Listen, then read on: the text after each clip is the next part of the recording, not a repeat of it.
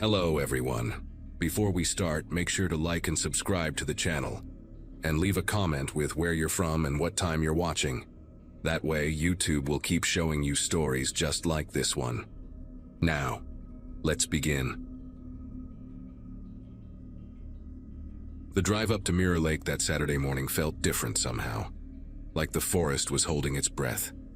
At 29, I'd been doing nature photography professionally for about 6 years. And I'd hiked that particular trail maybe 40 times before. The parking area at the trailhead was almost empty when I arrived around 7 in the morning, just 2 other cars there, which was perfect for what I needed. I wanted to catch the early morning mist rolling off the lake surface, that golden hour light that makes everything look like a painting. My backpack was loaded with my usual gear, my Canon with 3 different lenses, the carbon fiber tripod that cost me a month's rent, protein bars, 2 water bottles, and my emergency whistle that my sister Nancy made me promise to always carry after she watched some documentary about missing hikers. The first mile of the trail was exactly how I remembered it from previous trips. Pine needles crunching under my boots, birds calling out their morning songs, that fresh mountain air filling my lungs. But around the 2nd mile marker, where the path curves near that old fallen oak tree, I noticed something strange. There were these marks on several trees, about 8 feet up from the ground, like something had been scraping the bark off in long, deliberate strips.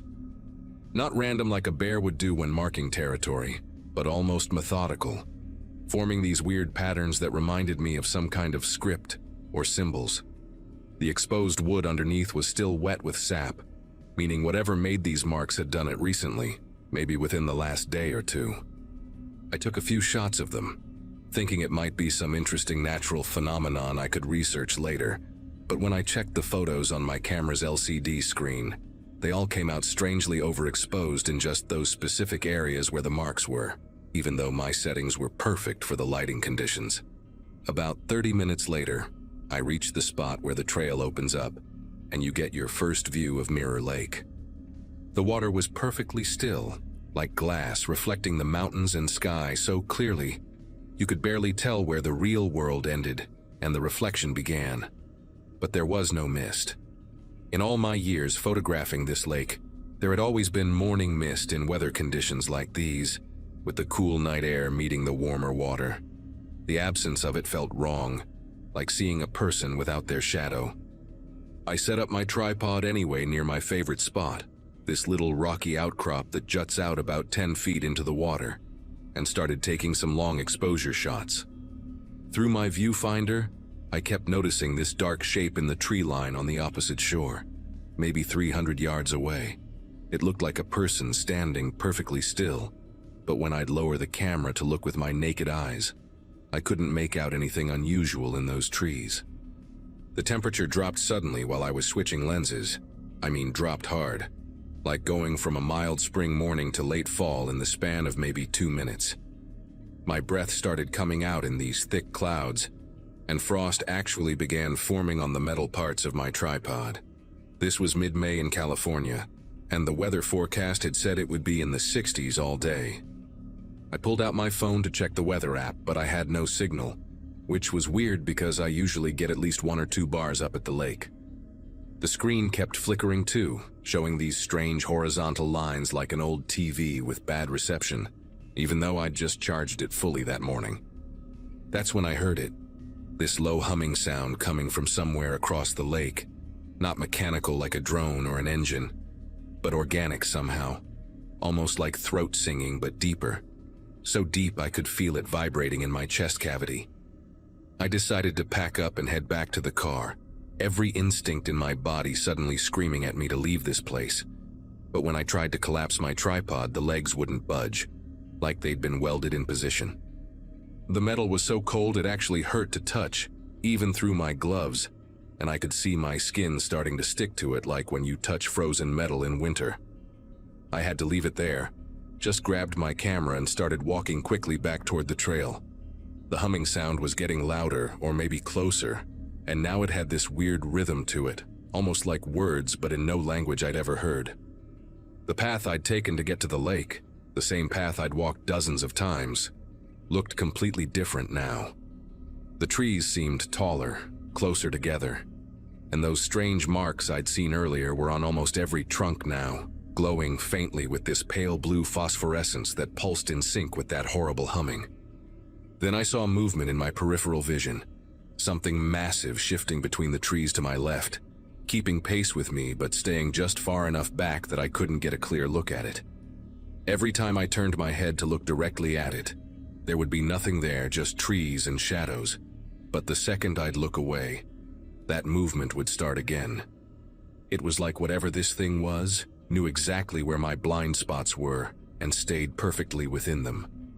The trail split ahead of me at a fork I didn't remember, one path leading up toward what looked like a ridge, the other descending into a ravine filled with this thick, yellow fog that definitely hadn't been there on my way in. Neither path looked familiar, and my phone's GPS was just showing my location as a spinning circle in the middle of a blank gray screen. I could hear branches breaking behind me now, heavy footsteps that didn't match any animal gait I knew, more like something dragging itself forward in lurching, uneven movements. I chose the path toward the ridge, running now, my camera bag slamming against my hip with each step, the weight of it throwing off my balance on the uneven ground. Behind me, that dragging sound was getting faster, and the humming had changed into something else, like multiple voices all trying to speak at once, but none of them quite human. The trees on either side of the path were wrong too. Their bark had these wet, dark patches that looked like they were bleeding this thick black substance that smelled like copper and rotting vegetation. Some of the trees had grown together at the top, forming these unnatural arches over the trail that I had to duck under, and each time I passed through one, I could swear I felt something brush against the back of my neck, like fingers but too long, too cold. My lungs were burning from the thin air and the running, but I couldn't stop, especially when I realized the path behind me was changing, literally reshaping itself, the ground rippling like water and sealing over where my footprints had been just seconds before. The ridge path suddenly ended at a sheer drop I nearly ran straight off, my boots skidding on loose gravel as I windmilled my arms to keep from falling into what looked like a 100-foot vertical cliff that absolutely should not exist on this trail. There was no way around it. The trees pressed in tight on both sides, their branches interwoven like a wall, and some of them had those glowing marks now forming complete circles that hurt to look at directly. I could hear that thing getting closer, the dragging sound maybe 30 feet behind me now, and this smell hit me like ozone and spoiled meat and something chemical I couldn't identify. I turned around finally, had to see what was following me, and through my camera that I raised instinctively I saw it. The thing was impossibly tall, maybe 12 feet, but wrong in every proportion, like someone had stretched a person vertically but not horizontally, its arms hanging down past where knees should be, its head tilted at an angle that no neck should be able to support, and where its face should be was just this smooth, pale surface with one vertical slit that kept opening and closing like it was tasting the air. My finger pressed the shutter button without me even thinking about it. Pure muscle memory from years of photography, and the camera flash went off even though I had it disabled. The creature recoiled from the light, making this sound like steam escaping from a broken pipe mixed with what I can only describe as backward screaming, if that makes any sense. The flash had done something to it, or maybe just surprised it, because for a few seconds it stood completely still, and in that moment I noticed other shapes moving in the trees behind it. More of these things, all different heights and proportions, but all wrong in that same fundamental way. The cliff edge was right behind me, maybe 2 feet, and I could feel loose rocks tumbling down into the darkness below. The main creature started moving again, not walking but sort of gliding forward, while its legs made walking motions that didn't match its speed, like a video where the animation is off.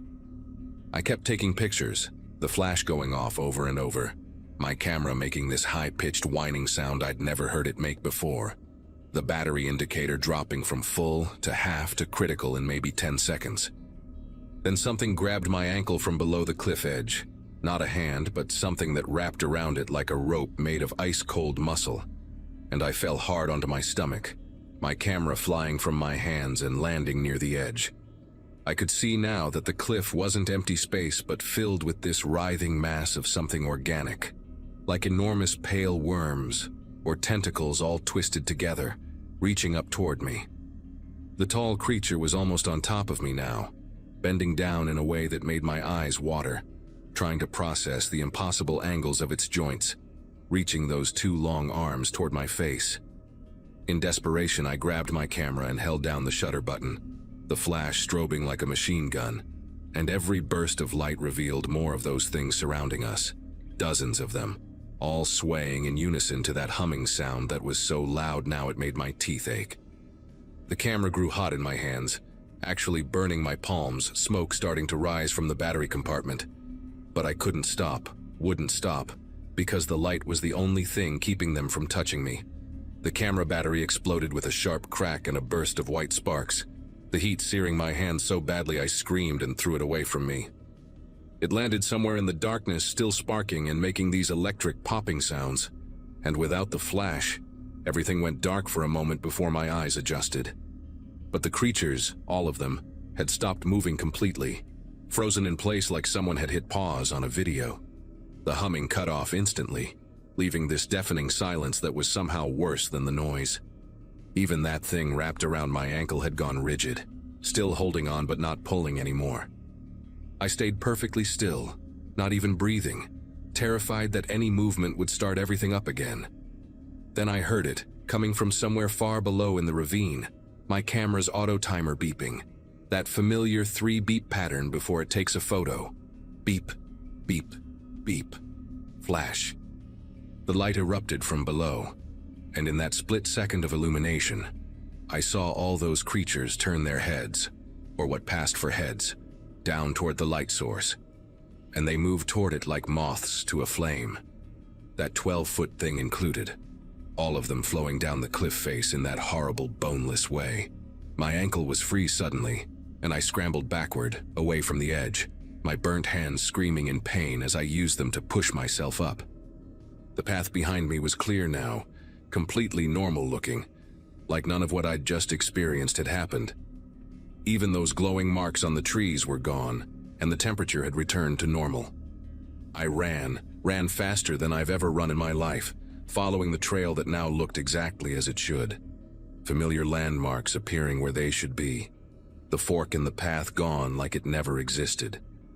I could hear my camera still going off down in the ravine, the flash firing over and over, and each time it did, that humming would start for just a second before cutting off again. The parking lot appeared through the trees, my car sitting right where I'd left it, and I've never felt such relief as when I got inside and locked the doors. I drove out of there without looking back, my hands wrapped in torn pieces of my shirt, and I didn't stop driving until I hit the first gas station an hour away where I could call my sister and tell her I was coming home early, that I'd had an accident with my equipment and burned my hands. The burns healed after a few weeks, leaving these strange scars on my palms that look almost like those marks I saw on the trees, faint lines that form patterns I try not to think about too much. I never reported the camera or tripod as lost, just bought new ones and tried to move on with my life. But yesterday, a park ranger called me saying they'd found my equipment near Mirror Lake during a routine trail inspection. The tripod was still standing exactly where I'd left it, he said, and my camera was sitting on a rock nearby, completely intact, battery full, memory card empty except for one photo. He emailed it to me while we were on the phone, and when I opened it, my whole body went cold. It was a photo of me, taken from behind, walking away from the lake on that Saturday morning, but in the background, standing in the tree line, were dozens of those tall figures, all facing the camera, all perfectly in focus this time. The timestamp on the photo was from 3 hours after I'd made it back to my car, 3 hours after I'd already driven away. The ranger asked if I wanted to come pick up my gear, said it was in perfect condition, even had all my photos from that morning still on the memory card, everything except the ones I remembered taking of those creatures. I told him to keep it, to throw it away, to burn it if he wanted, and then I hung up and deleted his email, deleted the photo, tried to pretend I'd never seen it.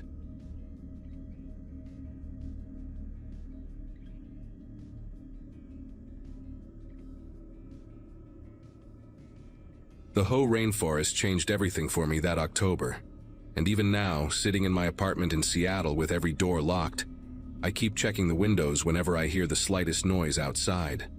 I'd been working as a wilderness guide for about 4 years at that point, 31 years old, and pretty confident in my abilities to handle whatever the Pacific Northwest threw at me. The Olympic National Park was basically my second home, and I'd led dozens of groups through those ancient forests without any real incidents beyond the occasional twisted ankle or mild hypothermia case. But that particular week, I wasn't guiding anyone, just doing a routine trail assessment after the heavy rains we'd been having, making sure the paths were still safe for the upcoming tourist groups. The Park Service had asked me to check on some of the more remote camping areas, especially after a few hikers had reported feeling uneasy in certain spots, though nobody could really explain why.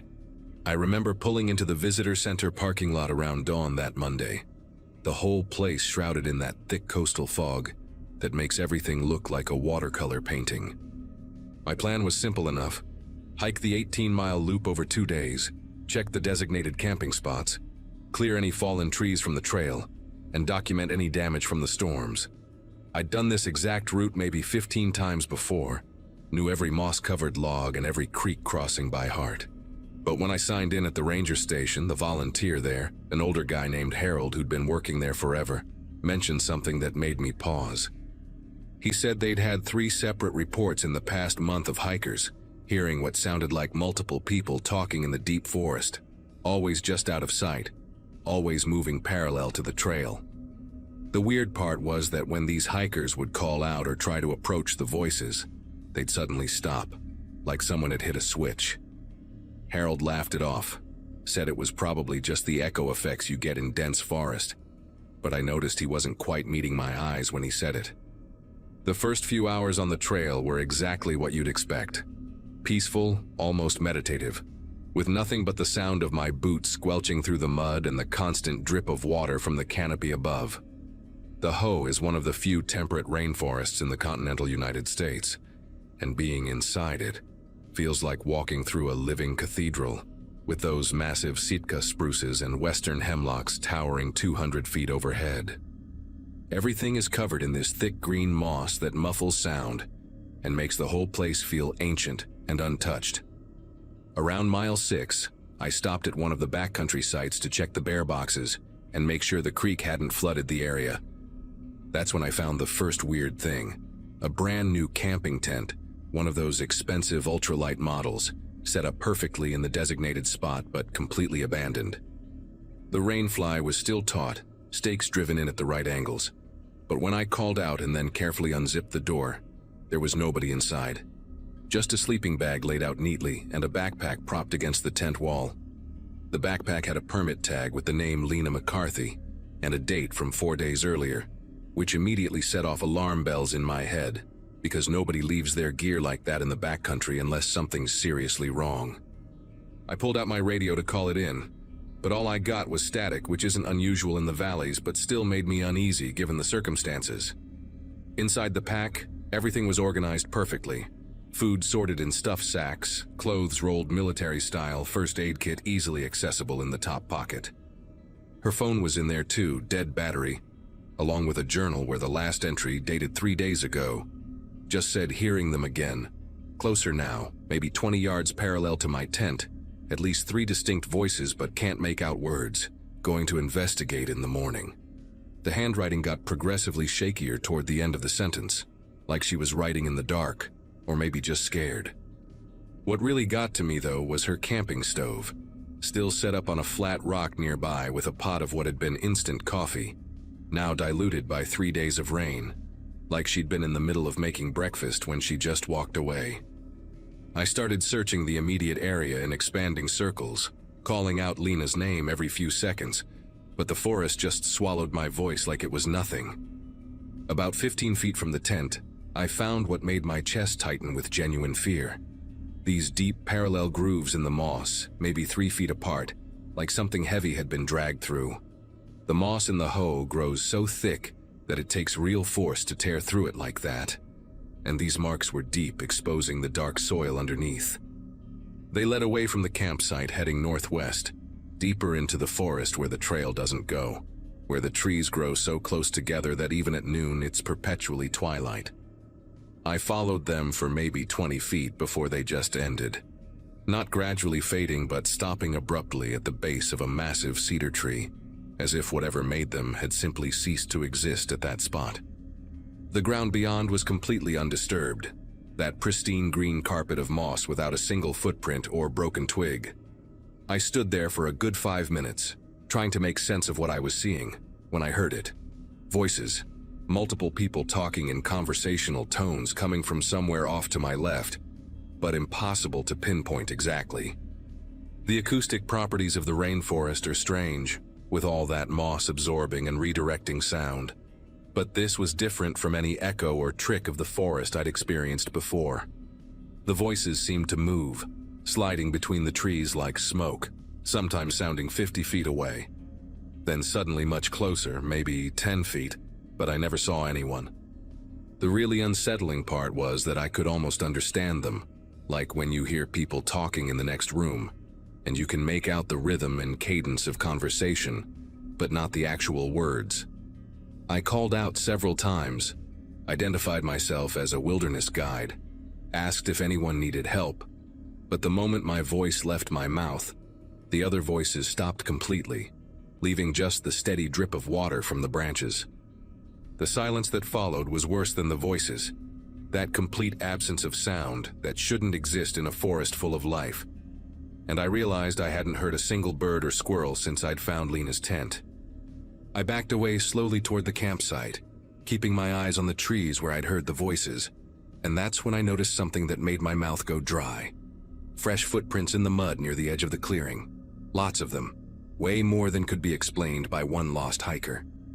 They overlapped each other in chaotic patterns, some barefoot, others in what looked like boots, all different sizes, circling the campsite like whoever made them had been walking around and around the tent for hours. The prints were recent, maybe a few hours old at most based on how sharp the edges were, which meant whoever made them had been here this morning, possibly while I was hiking up the trail. But the really disturbing part was that all the prints stayed about 10 feet from the tent, never closer, like there was an invisible boundary they wouldn't cross. I got on my radio again, tried different channels, even tried my cell phone even though I knew there was no signal this deep in the park, but nothing worked. The responsible thing would have been to hike back immediately and report what I'd found, but I kept thinking about Lena, about the possibility that she might still be out there, injured or lost, needing help. Plus, it would take me at least 4 hours to get back to the ranger station, and by then it would be getting dark. I made the decision to secure her campsite, take photos of everything with my digital camera, and then do a broader search of the area before heading back. I started by walking a grid pattern through the forest, marking trees with orange surveyor's tape so I wouldn't get lost, calling out regularly, stopping every few minutes to listen.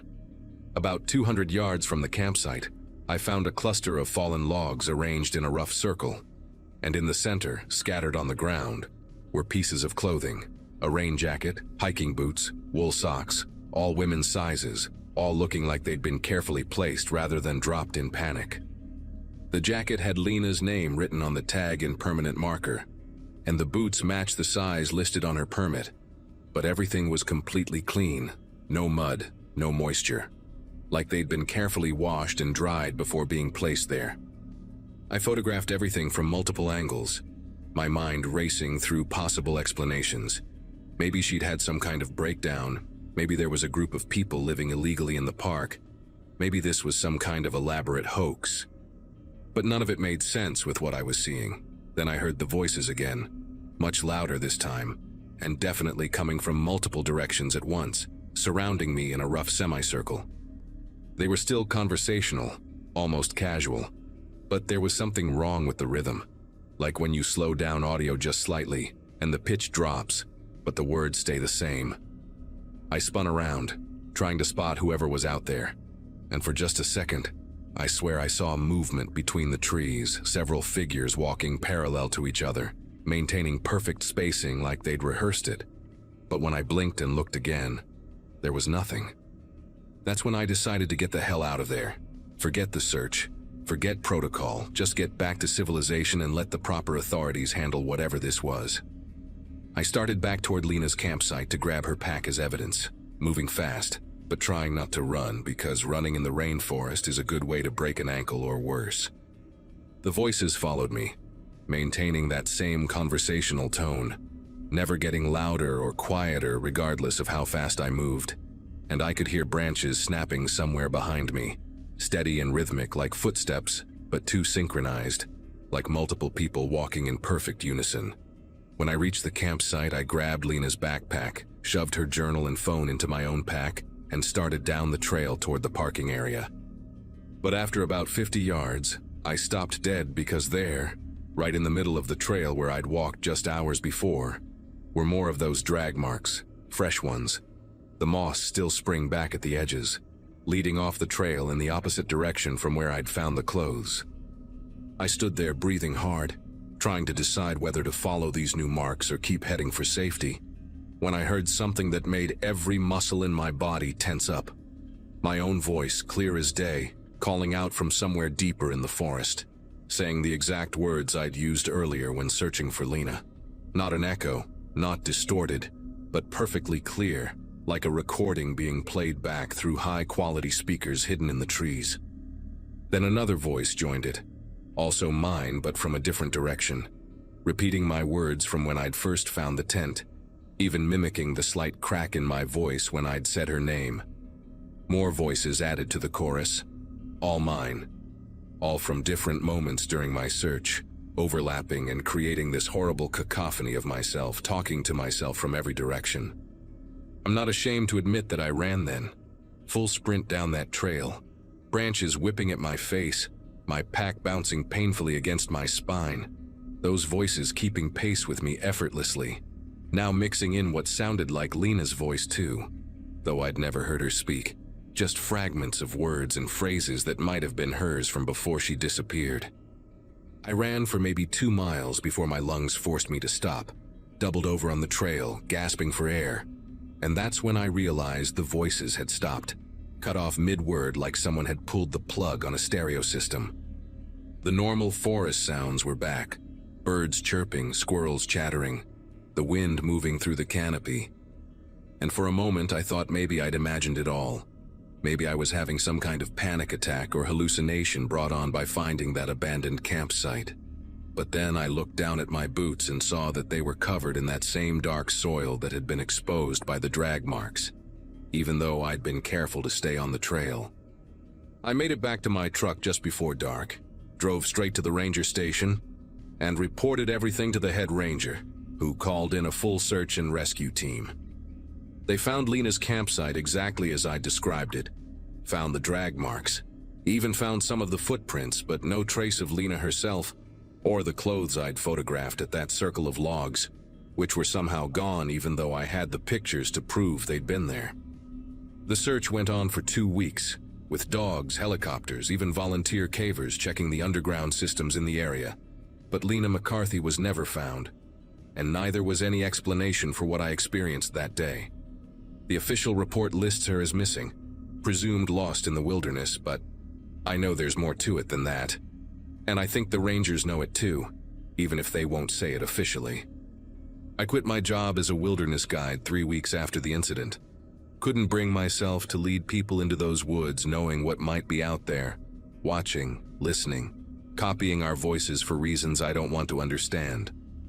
The Park Service quietly updated their protocols after that, now requiring all backcountry hikers to check in via satellite phone every 12 hours. And they've stopped issuing solo permits for that section of the trail, though they claim it's just due to increased bear activity. I still have the photos on my camera, the ones of the drag marks and Lena's clothes arranged in that circle, and sometimes I study them looking for something I missed, some clue that would make it all make sense. But the truth is, I don't think I want to know what really happened to Lena, because the only explanations that fit what I saw and heard that day are worse than not knowing at all. I've moved to Arizona now, about as far from the rainforest as I could get, and I sleep better in the desert, where you can see for miles in every direction, and voices don't hide in the trees.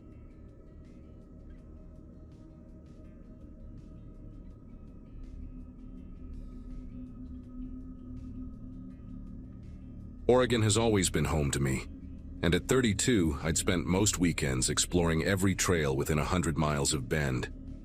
That Saturday in early September started like any other hiking day, except for the weather advisory warning about a storm system moving in from the Pacific. The forecast said it wouldn't hit until late evening, which gave me a solid 6-hour window for what should have been a 3-hour loop on the Cougar Trail. The path runs through some of the most pristine sections of the Deschutes Wilderness, winding between old-growth pines and volcanic rock formations that make you feel like you're walking through prehistoric times. I'd done this particular route maybe 15 times before, knew every switchback, every creek crossing, even had nicknames for some of the more distinctive boulders along the way. The trailhead parking area was completely empty when I pulled up around noon, which wasn't unusual for early fall when most casual hikers had already shifted to easier trails closer to town. I actually preferred it this way. Just me, my well-worn Osprey pack with the duct-taped shoulder strap, and the kind of silence you only get when you're miles from the nearest road. The air had that electric quality that comes before a big storm, making everything smell sharper, more alive. Pine resin, damp earth, that metallic tang that makes animals restless. I remember standing at the wooden trail marker, adjusting my pack straps and noticing how the birds had gone quiet. Not even the usual chatter of Steller's jays that normally followed hikers hoping for dropped trail mix. Should have paid more attention to that detail, but I was too focused on beating the weather, too confident in my ability to handle whatever the mountain might throw at me. The first mile went exactly as expected. Steady climb through Douglas firs, my breathing settling into that familiar rhythm that comes with years of conditioning. I passed the spot where lightning had split an ancient ponderosa clean in half 2 winters ago, its blackened trunk now home to woodpeckers and carpenter ants. The trail curved around a massive basalt outcropping that locals call Devil's Thumb, though it looks more like a giant fist to me. About 40 minutes in, I stopped at the creek crossing to refill my water bottle, and that's when I noticed the first weird thing.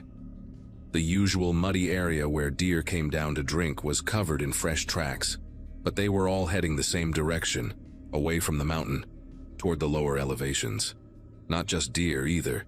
I could make out raccoon prints, what looked like coyote, even the distinctive pad marks of a black bear. All of them moving downhill, like something had spooked every animal in a 5-mile radius during the night. I actually took a photo of those tracks with my phone, thinking it would make an interesting post for my hiking group later. The image is still there in my cloud storage. Dozens of overlapping prints in the dark mud, all pointing the same direction like arrows warning me to turn around. But I kept going, telling myself it was just the approaching storm making the wildlife nervous.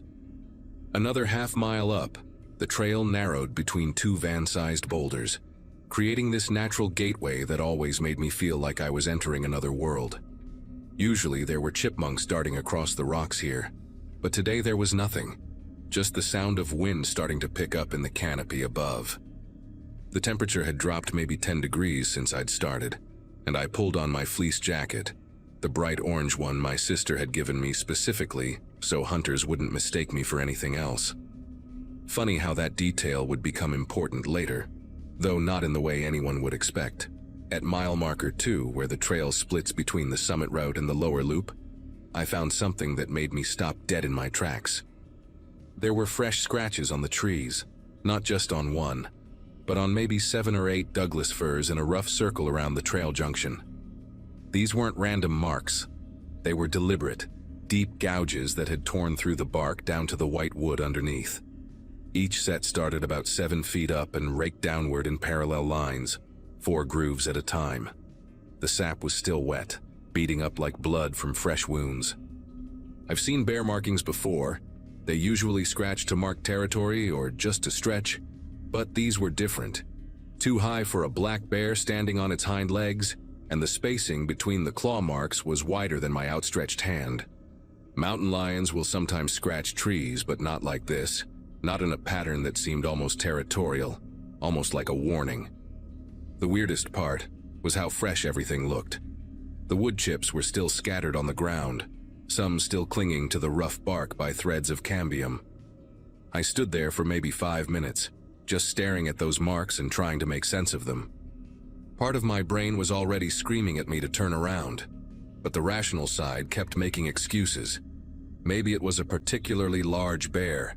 Maybe multiple animals had marked the same trees. Maybe some idiot with a cultivator tool had come through trying to make fake cougar signs for social media. You know how your mind works over time to normalize things that don't fit? That's exactly what mine was doing. I even convinced myself to keep going by reasoning that whatever had made those marks was probably long gone, had probably made them during the night when fleeing with all the other animals. The summit route would take me higher up the mountain for another 2 miles before looping back, while the lower trail would get me back to my car, faster but through denser forest. I chose to continue up, figuring the open meadows near the summit would give me better visibility. I pulled out my phone to check the time, just after 2 in the afternoon, and noticed I only had 1 bar of signal. Took another photo of the claw marks, then sent a quick text to my roommate. Weird markings on trees at Cougar Trail Junction, probably just bears being dramatic, should be back by 5. The message showed as delivered, but looking back at my phone records later, it never actually went through. The next 30 minutes were when everything started going sideways, though I didn't realize how bad things were getting until it was almost too late. The trail got steeper, winding through sections of fallen logs from a wildfire years back, and I had to focus on my footing more than usual. But even with my eyes on the ground, I couldn't ignore this growing sensation of being watched, not just observed, actively tracked. Every instinct I'd developed over years of solo hiking was firing off like alarm bells. When you spend enough time in the wilderness, you develop a sixth sense for when you're sharing space with a predator. Your body knows before your brain catches up, the way your shoulders tense, how your hearing suddenly sharpens to pick up every snapped twig, every rustle in the underbrush. I started doing these casual lookbacks, pretending to admire the view while actually scanning the trail behind me. Nothing visible, but twice I caught movement in my peripheral vision, just a flash of tawny brown that could have been anything. A deer, a dead branch swaying, my imagination running wild. The forest had gone completely silent except for my own footsteps and breathing, which seemed impossibly loud in the stillness. Then I heard it, a low rumbling sound that wasn't quite a growl, more like a deep purr amplified through a massive chest. The sound came from somewhere above me and to the left, maybe 30 yards into the trees. I've heard mountain lions on documentaries, even once at a wildlife sanctuary, but this was different, deeper, more resonant, almost like it was coming from something bigger than any cougar I knew existed in Oregon.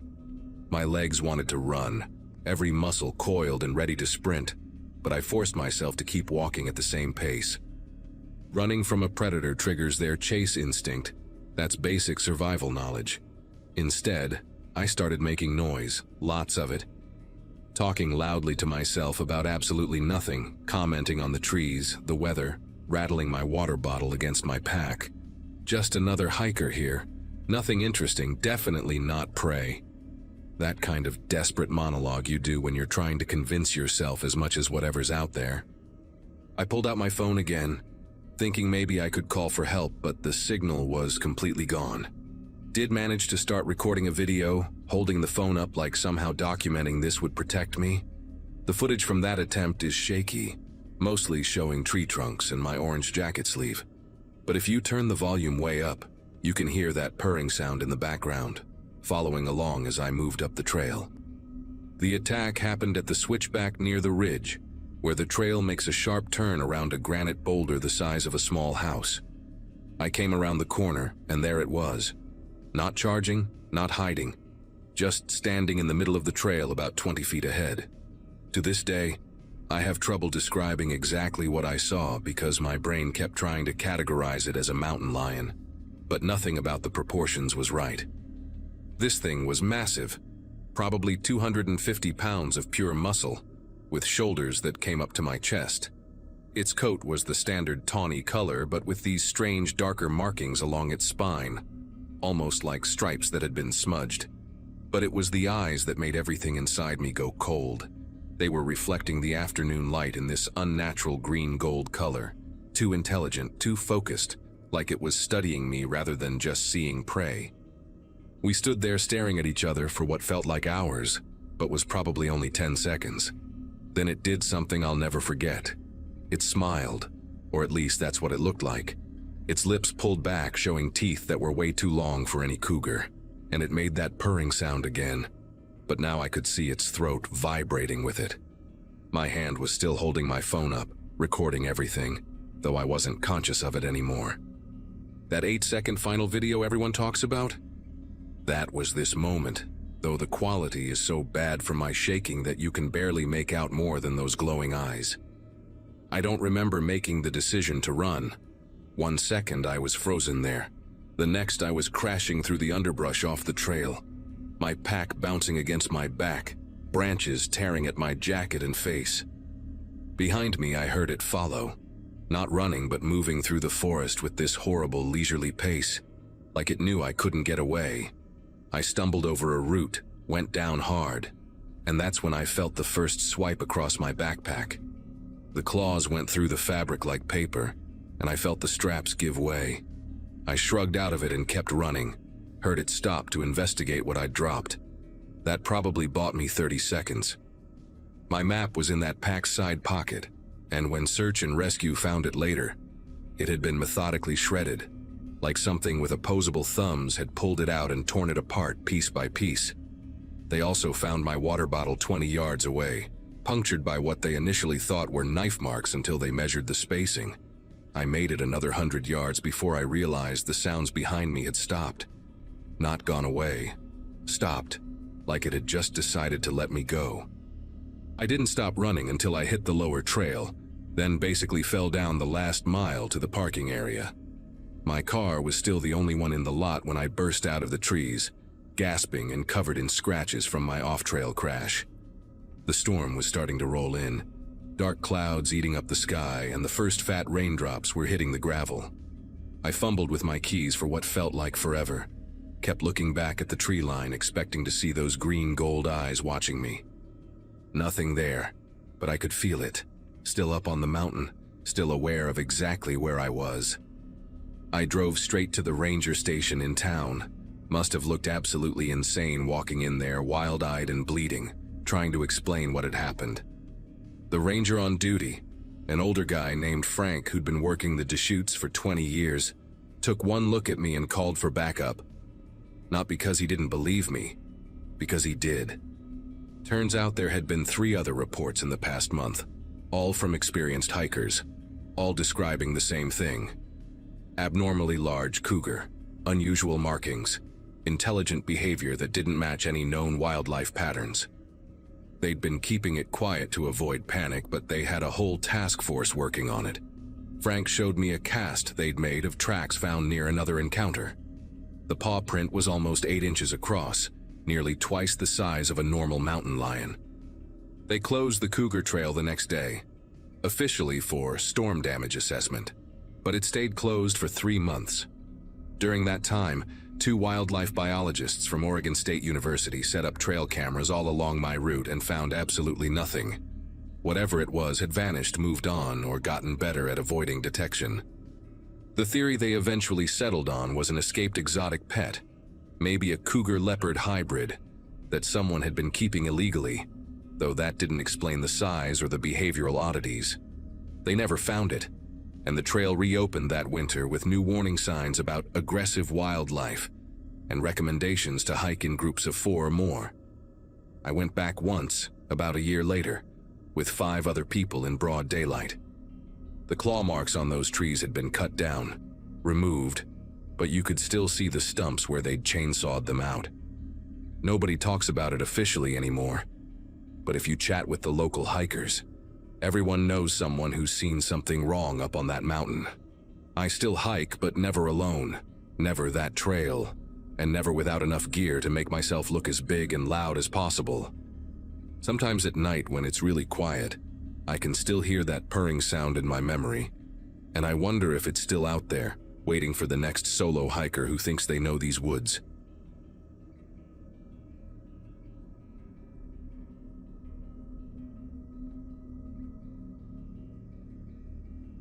November of 2018 was when everything in my life seemed to finally fall into place.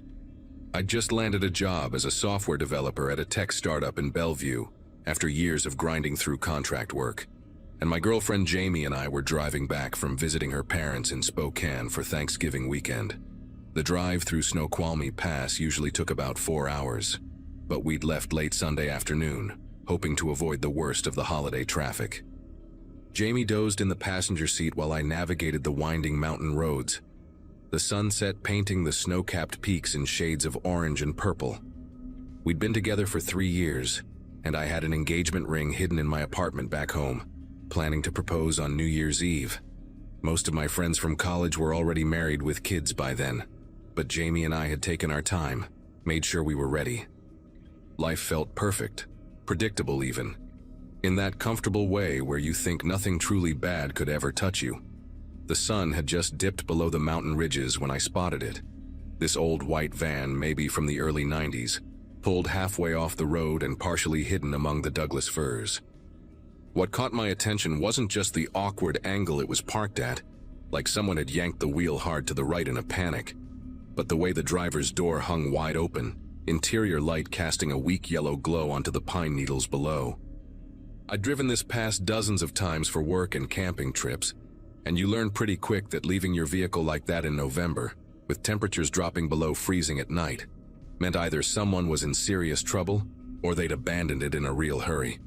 Jamie stirred when I slowed down, rubbing her eyes and asking why we were stopping. I told her someone might need help, and she immediately agreed we should check. That was Jamie, always ready to help a stranger, always seeing the good in people before considering any danger. I pulled our Subaru behind the van, leaving maybe 20 feet between us, and kept the engine running with the headlights on high beam. The van's license plate was caked with mud, but I could make out that it was from Idaho, one of those old yellow and blue ones they stopped making years ago. Jamie grabbed her phone to use as a flashlight, while I walked toward the open door, calling out, "Hello? Anyone need help?" into the growing darkness. The silence that answered back wasn't normal forest quiet. You know how the woods usually have some background noise. Birds settling for the night, wind through branches, small animals rustling in the undergrowth. This was different, like the entire forest was holding its breath, waiting for something. The van's interior light illuminated worn gray seats and a dashboard covered in fast food wrappers and empty coffee cups. But what made me stop dead was the CB radio mounted above the rearview mirror, its red power light still glowing, and a voice crackling through the static every few seconds saying numbers in sequence. 47 12 91, 47 12 91. That's when Jamie grabbed my arm and pointed at the ground near the van's rear tires. There were shoes scattered in the dirt and pine needles. Little kids' shoes, maybe size 3 or 4. The kind with cartoon characters and light-up soles that flash when you walk. 5 or 6 pairs at least, some tossed carelessly, others lined up neat like someone had placed them there deliberately. One pink sneaker with unicorns on the side had fresh mud on the bottom, like whoever wore it had just been walking around. I reached out to touch the van's hood and jerked my hand back. The engine was still warm, couldn't have been off for more than 15 or 20 minutes. Jamie whispered that we should call 911 right away, but when she looked at her phone, she had no signal, which wasn't unusual for that stretch of the pass, but felt particularly unnerving given what we were seeing. The numbers on the CB radio kept repeating, and now I noticed something else. There were scratches on the inside of the van's back doors, deep gouges in the metal like someone had been trying to claw their way out. We should have left right then. Every instinct I had was screaming at me to get back in our car and drive away, but Jamie was already walking around the van with her phone's flashlight, documenting everything, saying we needed evidence for the police. She found more shoes leading into the tree line, creating this bizarre trail that disappeared into the darkness between the massive fir trunks. Some were placed in pairs, toes pointing toward the forest. Others were single shoes dropped at odd angles. The weirdest part was that they all looked relatively new, no wear on the soles, price tags still attached to some of them. Jamie bent down to examine a tiny blue sneaker when we heard it. Footsteps crunching through the undergrowth, maybe 30 yards into the forest, slow and deliberate like someone was carefully picking their way through the trees. I called out again. "Hello? Is someone there? Do you need help?" But the footsteps stopped immediately, like whoever it was had frozen in place the second they heard my voice. The CB radio suddenly squealed with feedback, making us both jump. And then a different voice came through, crystal clear this time. "They're looking at the shoes. Both of them. The woman has brown hair and a ponytail. The man is wearing a green jacket." Jamie went rigid beside me, her ponytail swaying as she spun around to stare at the radio. I was wearing my old Columbia jacket, forest green, the one Jamie always teased me about because it made me look like a park ranger. Whoever was on that radio could see us, was watching us right now from somewhere in the darkness. The voice continued, flat and emotionless like someone reading from a script. "Vehicle is a blue Subaru Outback. License plate starts with BX7. 2 subjects appear unarmed. No other vehicles visible on the road." My mouth went completely dry as I realized they were describing us, our car, giving some kind of report to someone else, and the level of detail meant they had to be close, maybe with binoculars or night vision gear. Jamie yanked my arm hard, pulling me back toward our car, and that's when I saw them. 2 figures standing perfectly still among the trees, maybe 40 feet from us. They were wearing what looked like hazmat suits, those white full-body ones you see in movies about disease outbreaks, but modified with dark patches on the knees and elbows. Their faces were covered with respirators and tinted goggles that reflected our headlights like animal eyes. One of them held what appeared to be a large butterfly net, except the netting was made of chain link, and the other had something that looked like a modified catch pole, the kind animal control uses, but with multiple loops at the end. They weren't moving toward us, just standing there, watching, their heads tilted at identical angles like they were waiting for instructions. Behind them, deeper in the forest, I could make out more white shapes moving between the trees, at least 4 or 5 others spread out in what seemed like a search pattern. Without warning, one of them raised their hand and made 3 quick gestures, pointing at us, then at the van, then drawing a circle in the air. The others immediately started moving, not toward us but fanning out to the sides, and I realized with absolute clarity that they were trying to surround us, cut off our escape route back to the car. Jamie was already running, and I sprinted after her, my boots slipping on the wet pine needles as we crashed through the 20 feet of space between us and the Subaru. I could hear them behind us now, not running but walking fast, their equipment jangling with each step, and that damn CB radio voice narrating everything. "Subjects are returning to vehicle, moving to containment position 3. Jamie dove into the passenger seat while I fumbled with the keys, my fingers suddenly clumsy and useless. And through the side mirror I saw one of them pull something from their belt that looked like a small fire extinguisher, except the nozzle was shaped wrong, more like a spray paint can with a cone attached. The engine turned over on the 3rd try and I threw it in reverse, nearly clipping the white van as I spun the wheel hard to get us back on the road. 2 of the suited figures had made it to the pavement, standing in the middle of the lane with their arms spread wide like they expected me to stop. But I swerved around them, tires screaming against the asphalt. Jamie was twisted in her seat, watching through the back window, and she gasped when one of them threw something at our car. It hit the rear windshield with a wet splat, spreading some kind of thick, clear gel that immediately started crystallizing, creating spiderweb patterns across the glass that made it impossible to see through. The speedometer hit 60 on the narrow mountain road, way too fast for those curves, but I didn't care. We needed distance between us and whatever the hell those people were doing. Jamie kept saying, "What was that? What were they doing with those kids' shoes?" Over and over, her voice getting higher with each repetition, and I didn't have answers. Just this overwhelming need to get us somewhere with cell service so we could call for help. About 2 miles down the road, my phone suddenly lit up with notifications. We had signal again. Jamie immediately called 911 while I pulled into a well-lit gas station, parking right in front of the doors where the cameras could see us. The dispatcher took our report, said units were already responding to an incident at that location, which made me wonder who else had called it in.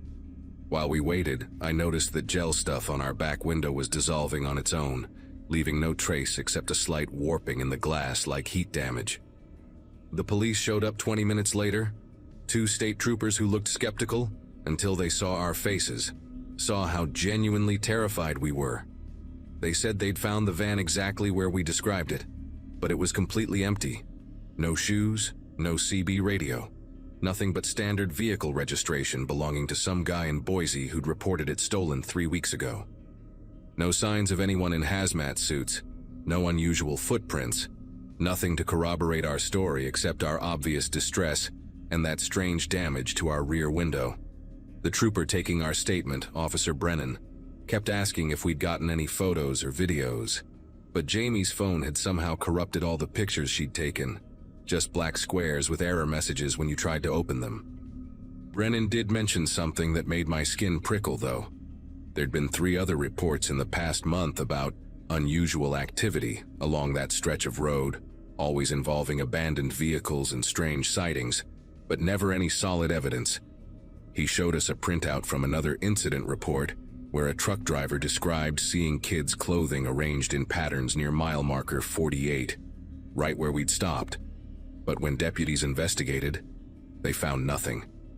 The other trooper pulled Brennan aside for a private conversation, and I overheard him mention something about federal jurisdiction and waiting for the liaison, which Brennan shut down quick with a look that said not in front of the civilians. They gave us their cards, took our contact information, and strongly suggested we take Interstate 90 next time instead of the pass road, especially after dark. We drove home in silence, Jamie gripping my hand tight the whole way, both of us checking the mirrors constantly. For weeks afterward, I couldn't stop thinking about those children's shoes. All brand new, all sized for kids between maybe 4 and 7 years old. I did research online, spent hours going down rabbit holes about missing children in Washington and Idaho, but found nothing that matched what we'd seen. Jamie had nightmares about those figures in white suits, would wake up gasping about being chased through the forest with nets. Then, about a month later, I got a call from a blocked number, just breathing at first, then that same flat voice from the CB radio. "Stop searching. Stop talking about it. Your curiosity has been noted." They hung up before I could respond. We never drove through Snoqualmie Pass again, started taking the long way around even if it added 2 hours to our trip. Jamie and I broke up 6 months later. She couldn't handle the fear, the not knowing, the way I obsessed over finding answers. The engagement ring is still in my desk drawer, and sometimes late at night, I wonder if those kids whose shoes we found are somewhere out there, barefoot and scared, or if those shoes were all that was left of them. The not knowing is what gets you in the end. That and the certainty that somewhere out there, those people in white suits are still doing whatever it was we interrupted that night.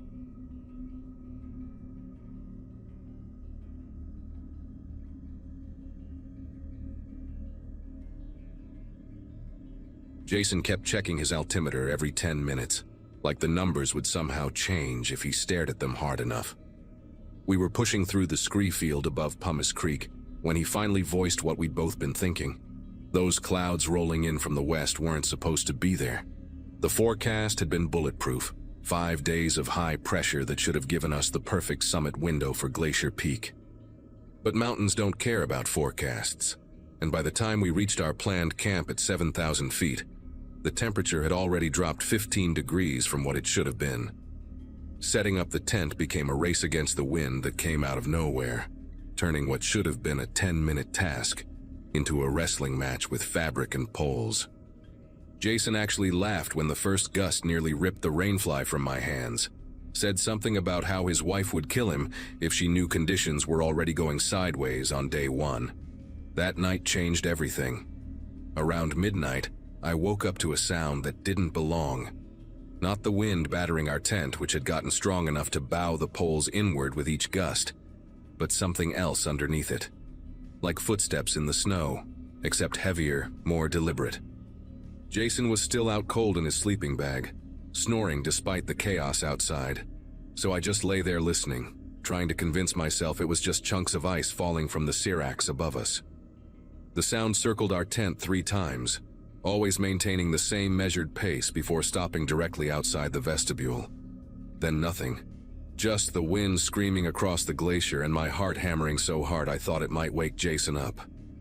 When morning finally came, I unzipped the tent to find the storm had arrived in full force. Visibility maybe 20 feet, snow coming sideways, our tracks from yesterday completely erased. We needed to descend immediately. That much was obvious. But Jason wanted to wait a few hours, see if the storm would break. He'd checked the satellite weather the night before and swore this system wasn't supposed to hit until Wednesday at the earliest. While we argued about it, brewing instant coffee in the vestibule and trying to keep the stove flame from getting blown out, I mentioned the sounds from the night before. Jason just looked at me with this expression I'd never seen on him before, kind of pale and uncertain. Turns out he'd been awake too, had heard the whole thing, but figured I was asleep and didn't want to freak me out. The way he described it made my skin prickle. He said it sounded like something was testing our tent, pressing against different sections of the fabric, looking for weak spots. We both tried to rationalize it, maybe a curious mountain goat or even a bear that hadn't gone into hibernation yet. Though we both knew bears didn't come up this high, and mountain goats didn't behave like that. The decision got made for us when the wind suddenly gusted hard enough to snap one of our tent poles with a crack like a gunshot. We were packed and moving within 15 minutes, roping up even though we could barely see each other through the whiteout. The descent should have been straightforward. We'd marked our route with wands on the way up, and Jason had GPS waypoints for every major feature. But the storm had transformed everything into an alien landscape. Snowdrifts had built up in places that were clear yesterday, and what looked like solid ground would suddenly give way to hidden crevasses filled with fresh powder. After 2 hours of fighting through conditions that kept getting worse, we realized we'd somehow gotten off route. The GPS showed us 500 feet east of where we should have been, in a section of glacier we hadn't explored on the way up. That's when Jason spotted the cave, really just a bergschrund that had opened up between the glacier and the rock face, but it offered shelter from the wind that was literally knocking us off our feet. Inside the bergschrund, the silence felt wrong after hours of wind screaming in our ears. We set up the damaged tent as best we could, using ice screws and creative rigging to compensate for the broken pole, while our headlamps threw wild shadows on the blue ice walls around us. Jason kept trying to get a signal on the satellite communicator to let someone know we were okay, but off route. The device just kept searching, unable to punch through the storm and tons of ice above us. We figured we'd wait out the worst of it, maybe 12 hours, then make another push for the descent. But while we were melting snow for water, Jason grabbed my arm and pointed his headlamp toward the back of the cave. There were tracks in the frost on the ice floor.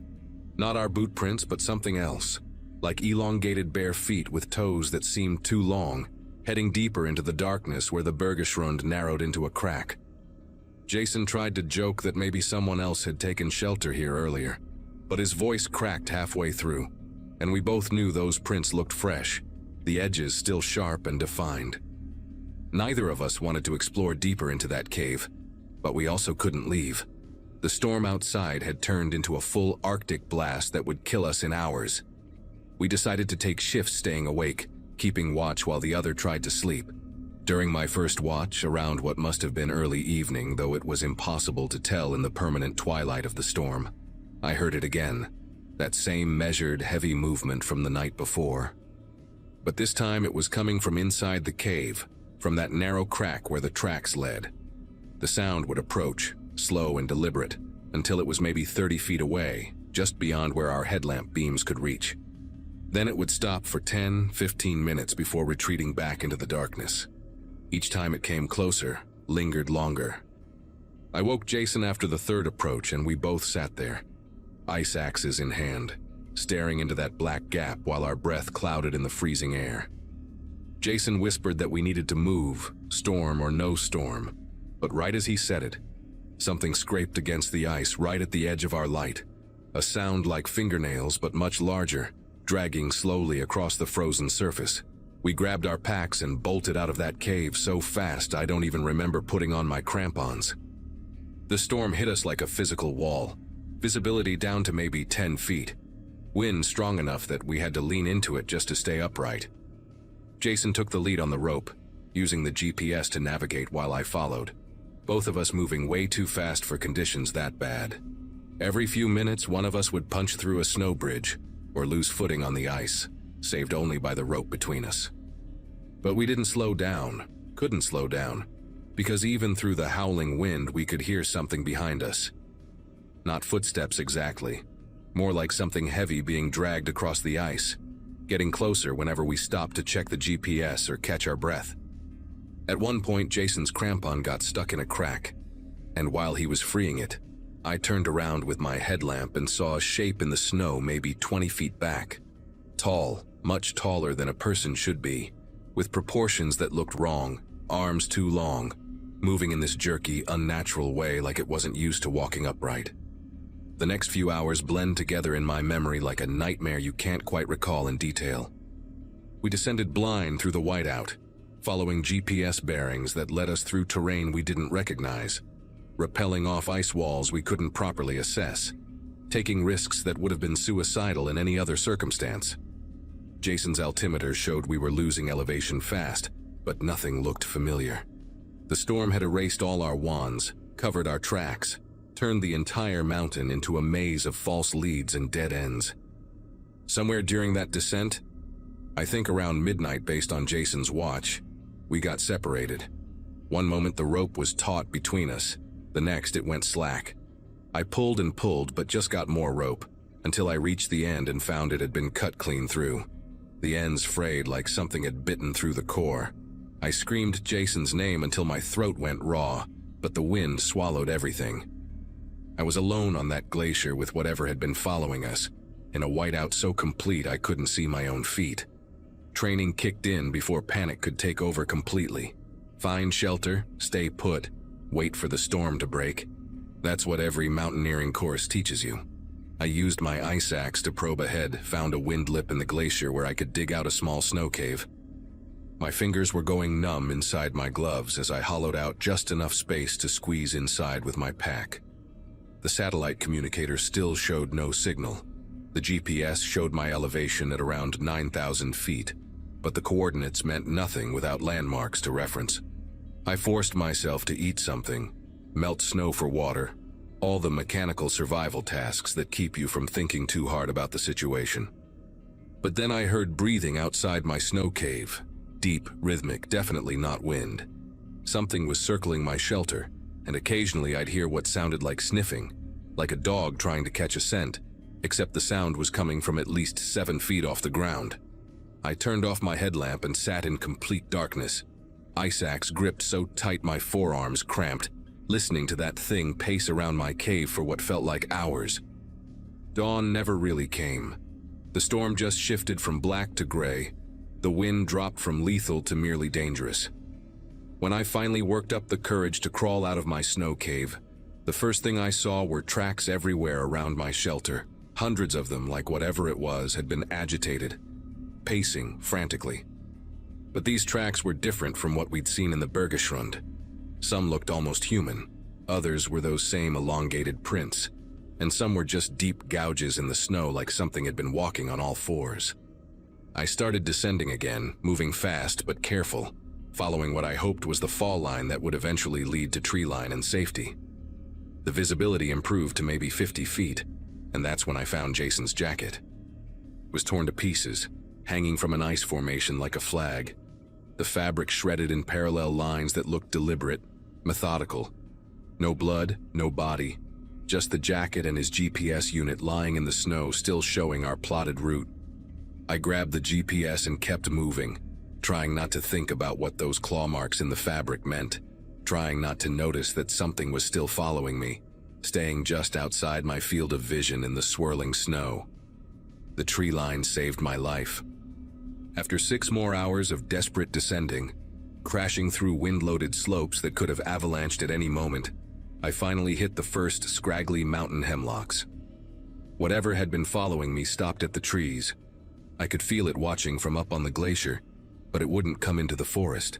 I didn't stop moving until I reached the trail junction at Kennedy Ridge, where I collapsed next to the wilderness permit box and finally got a signal on the satellite communicator.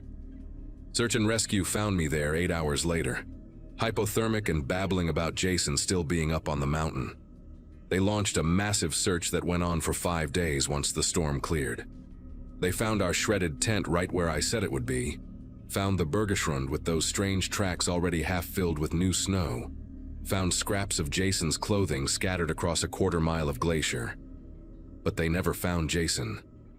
The official report blamed the separation on whiteout conditions and suggested he fell into a crevasse, his body likely buried under tons of avalanche debris. They didn't mention the tracks in their report, said the photos I'd taken were too blurry to make out anything definitive, just wind patterns in the snow. I went back to Kennedy Ridge 2 months later, on a clear day in early autumn when you could see Glacier Peak perfectly against the blue sky. Brought binoculars and spent hours scanning the glacier where everything happened. And I saw it, just once, for maybe 10 seconds before it disappeared behind a serac. That same tall, wrong-shaped figure, moving across the ice in broad daylight with those jerky, unnatural movements. But here's what really haunts me. It was wearing Jason's red Summit jacket, the one he always wore for photographs at the top. The thing wearing his jacket stopped and turned toward me, like it knew I was watching from 5 miles away. Then it raised one of those 2 long arms in what looked like a wave before disappearing into the ice. I haven't been back to the mountains since. I tell people it's because I lost my climbing partner, which is true enough.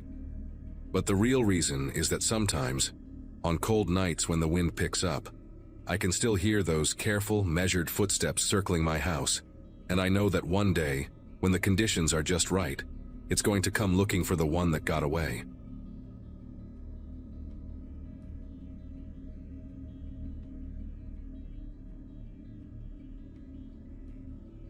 "26 years old, and 6 months into my job with the Forest Service. The solitude of the wilderness had become exactly what I needed after my divorce.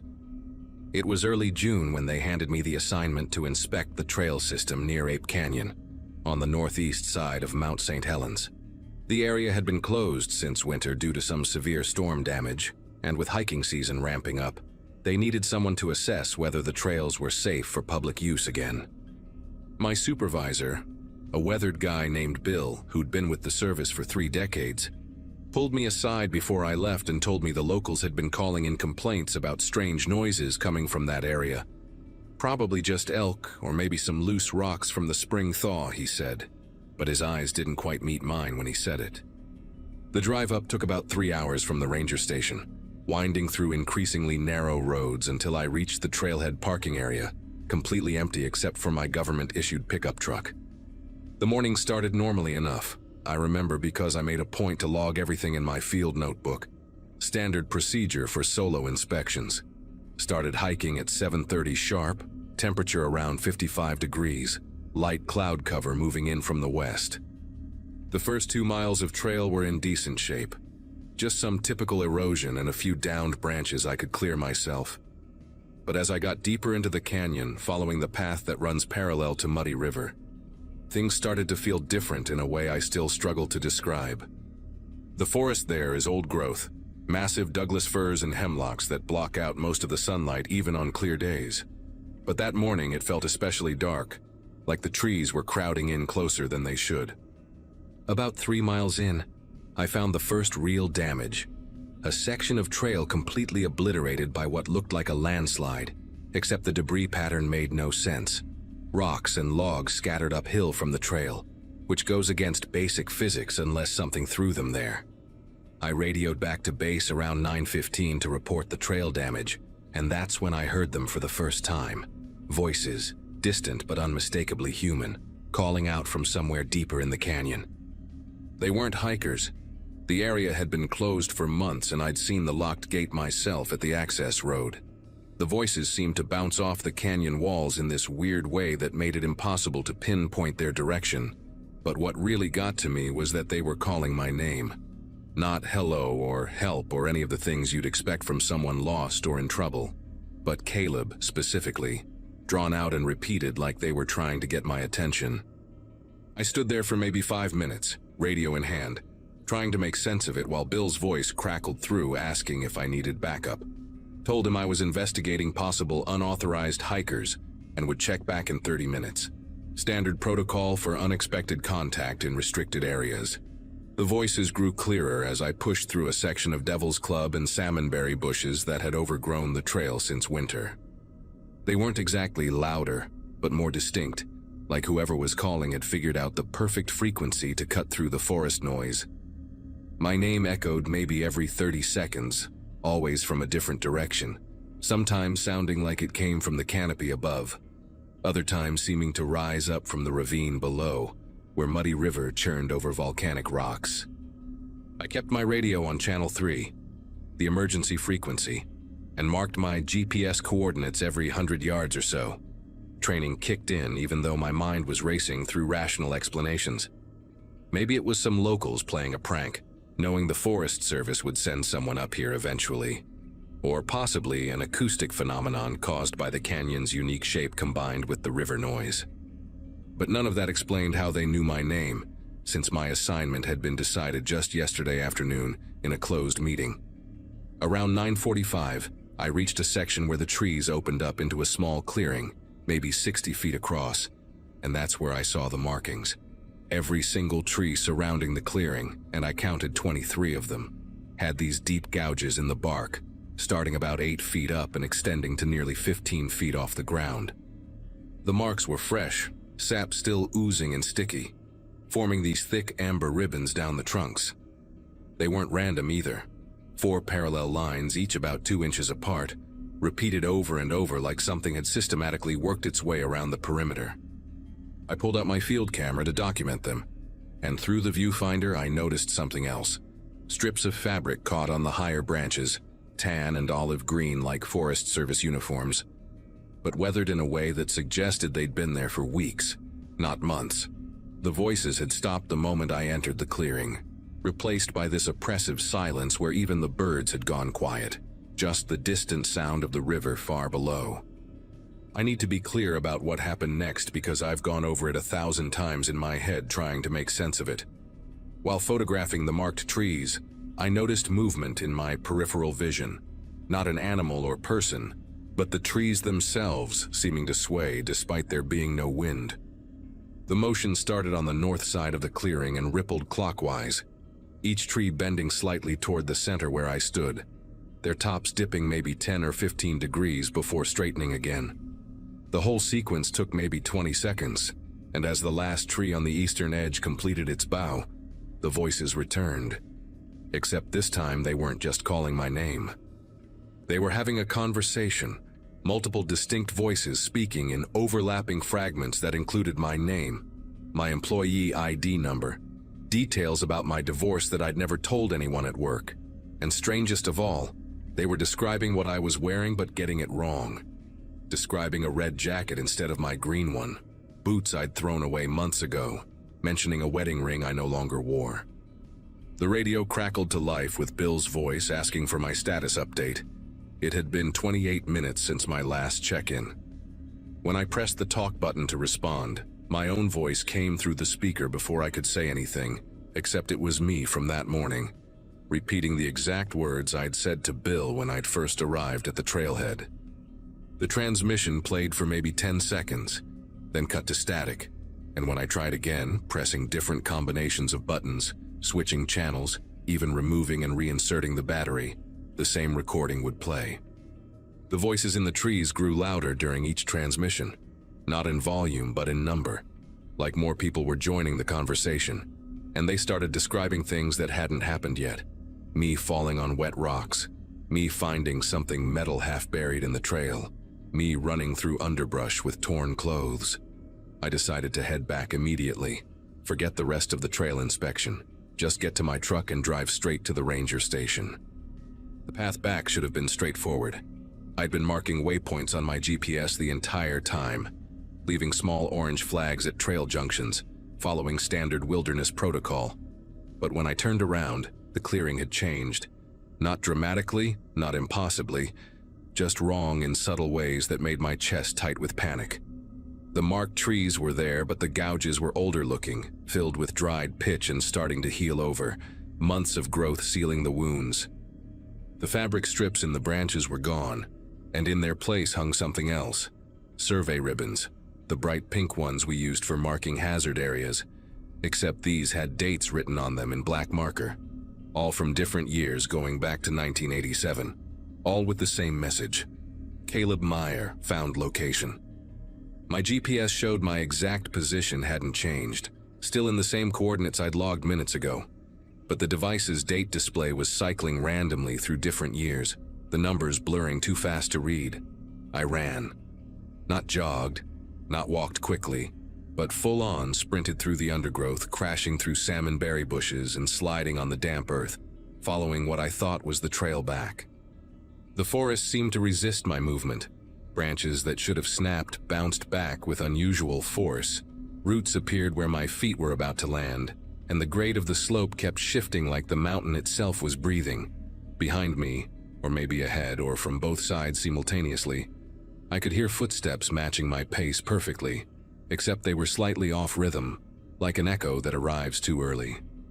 The voices had changed too, no longer calling my name but having full conversations about me in the third person, discussing my personnel file, my work performance, my psychological evaluation from the hiring process, reading aloud notes that sounded exactly like Bill's writing style, but describing incidents I knew had never happened.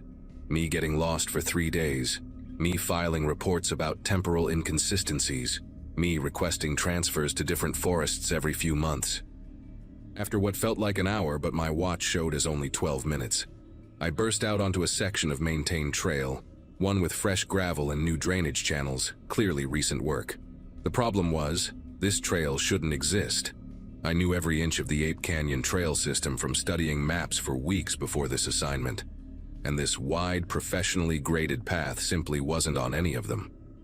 But it led downhill, toward where my truck should be, so I followed it, trying to ignore how the trail markers showed distances that made no sense, claiming I was simultaneously 2 miles and 7 miles from the trailhead. The wooden signs at intersections were all perfectly new but dated from 1980, each one listing trail conditions and warnings about recurring acoustic anomalies and temporal displacement zones, terms I'd never seen in any Forest Service documentation.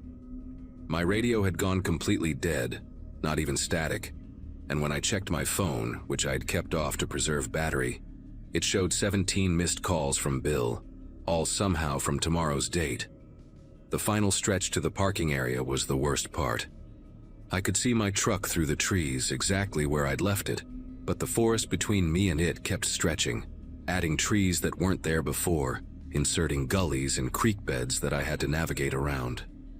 Other vehicles appeared and disappeared in the parking area, Forest Service trucks from different decades, personal cars I didn't recognize, once even a horse-drawn wagon that flickered in and out like a bad signal. The voices had become a roar, hundreds of them now, all discussing different versions of Caleb Meyer, Forest Ranger, some saying I'd died in 1987, others claiming I'd never been born, a few insisting I was still married, still in college, still in high school, had retired last year, was scheduled to start work next month. When I finally reached the parking area, stumbling out of the tree line covered in scratches and mud, my truck was there, but it was wrong. Same model, same color, but the license plate had digits that hurt to look at directly, like they were cycling through every possible combination simultaneously.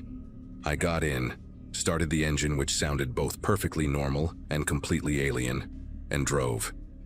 The access road was the same and different. Familiar curves in unfamiliar sequences, landmarks I recognized in the wrong order or at impossible distances. The radio turned itself on, scanning through stations that were broadcasting news from various years, weather reports for dates that had passed or hadn't arrived yet, and occasionally recordings of my own voice giving trail reports I'd never made. Took either 3 hours or 30 minutes to reach the ranger station. My dashboard clock never settled on a single time. When I pulled into the parking lot, Bill was waiting outside, but when he saw me, his face went pale and he immediately called for backup on his radio, saying they'd found me, that I was back, even though from my perspective, I'd only been gone since morning. Turns out I'd been missing for 3 days. My truck found abandoned at the trailhead with all my equipment scattered around it, covered in what they described as volcanic ash from an eruption that hadn't happened. my radio broadcasting my voice on repeat saying I could hear someone calling my name from the trees.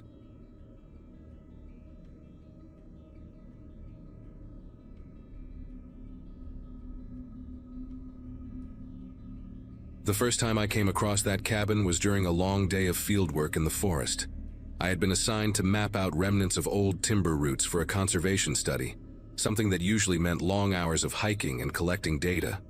It was early autumn and the air had that sharp, resinous smell of wet pine. I remember feeling a strange calm walking that deep into the forest.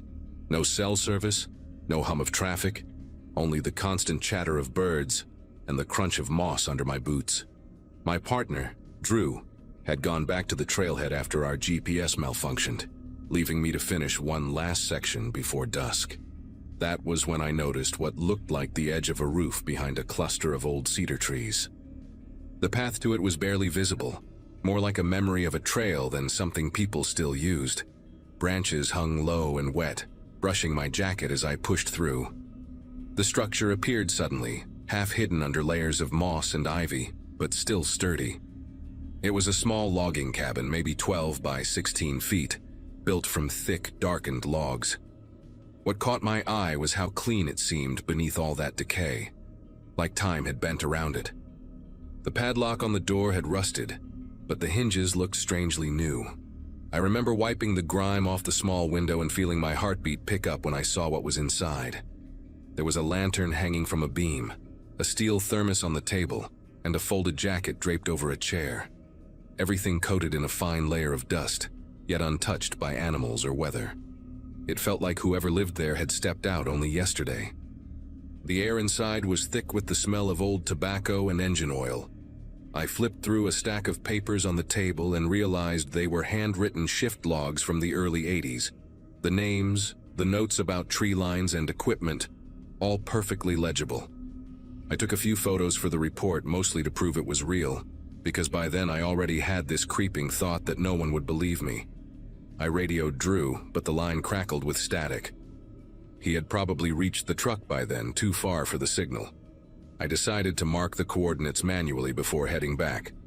As I turned to leave, I caught sight of something odd on the wall, a fresh set of boot prints near the door, the kind you make when stepping through damp ground. They were sharper than they should have been in a place untouched for decades. For a moment, I told myself maybe they were mine, though the spacing looked too wide, too deliberate. I left the cabin feeling both curious and uneasy, as if I had interrupted something I was not meant to see. That night, back at the motel, I uploaded the photos and typed a quick summary for our supervisor. The images looked sharper on screen than they had in person. The texture of the wood grain, the dust caught mid-air in the camera flash, even a faint reflection in the window that I could not explain. It looked almost like a face, though distorted by glare. I tried not to dwell on it. Drew read through the notes and laughed, saying maybe I had stumbled on a hermit's hideout. But the site had been decommissioned 40 years ago. No one was supposed to live anywhere near there anymore. The next morning, we drove back with 2 park officers and a local historian who had worked on forest preservation records. I led them straight to the coordinates I had marked, certain we would find the cabin exactly where it stood the day before.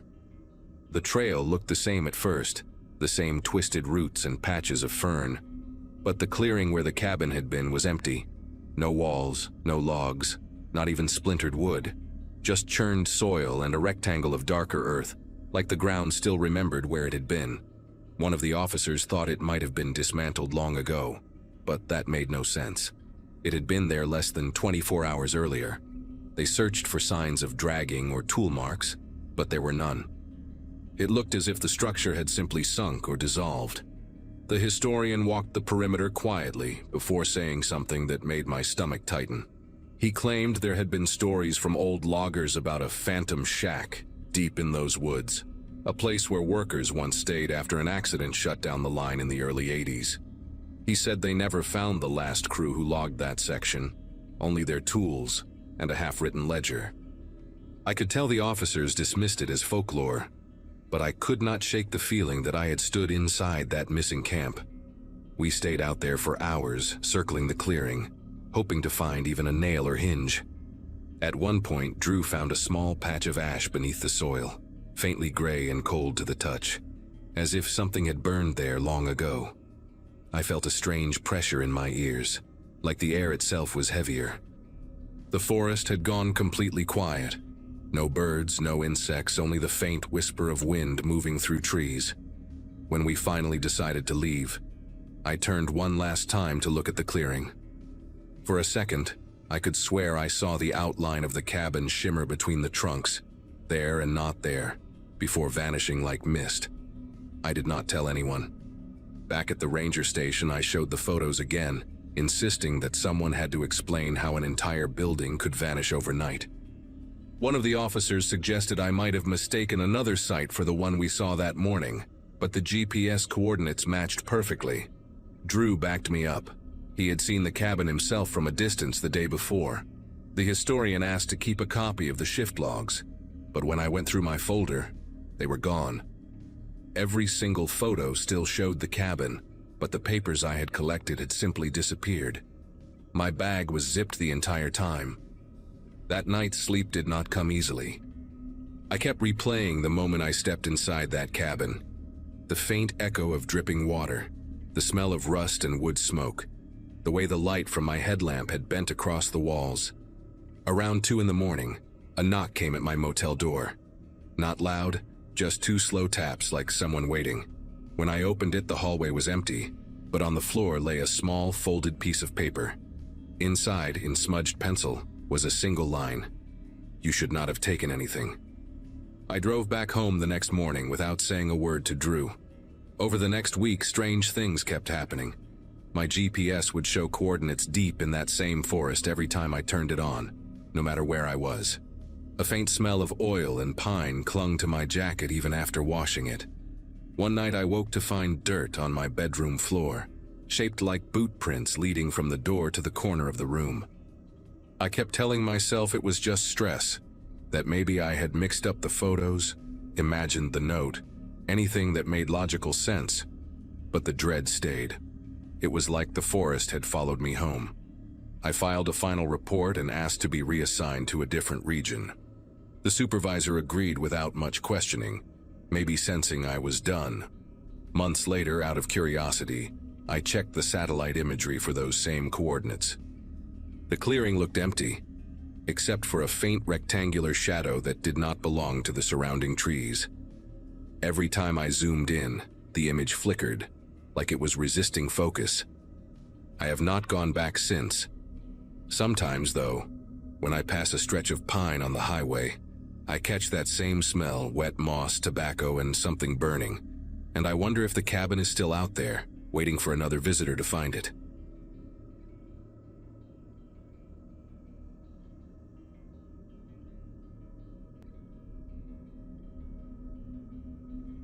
My name is Tessa Vaughn, and that day belonged to the kind of trip that resets your head after too many months of fluorescent lights and reheated dinners. The plan was a simple loop through hardwood forest in the Upper Peninsula, a modest challenge with a few unmarked spurs for people who like to wander. No guide, no group, just a pack, a paper map with coffee stains, and the promise of a quiet creek for lunch. Life felt crammed with small obligations back then. Answering emails from a borrowed couch, babysitting a neighbor's terrier, saving up for new boots and never buying them. The trailhead sat beside a shuttered bait shop with a hand-painted muskie on wood. Its eye flaked to raw pine. A white sedan with a dented door was the only other car. Windows cracked, stale mint gum wrappers on the dash. The air smelled like wet leaves and rust, like a barn after rain. Steps sank into moss and every stride hummed with that first silence you get when your phone finally gives up the last bar. 2 hours in, a weathered post appeared where the map showed nothing, just a splintered plank with the word cedar burned into it, and an arrow slanted wrong. Curiosity tugged harder than caution ever does when the sun sits high and your legs feel steady.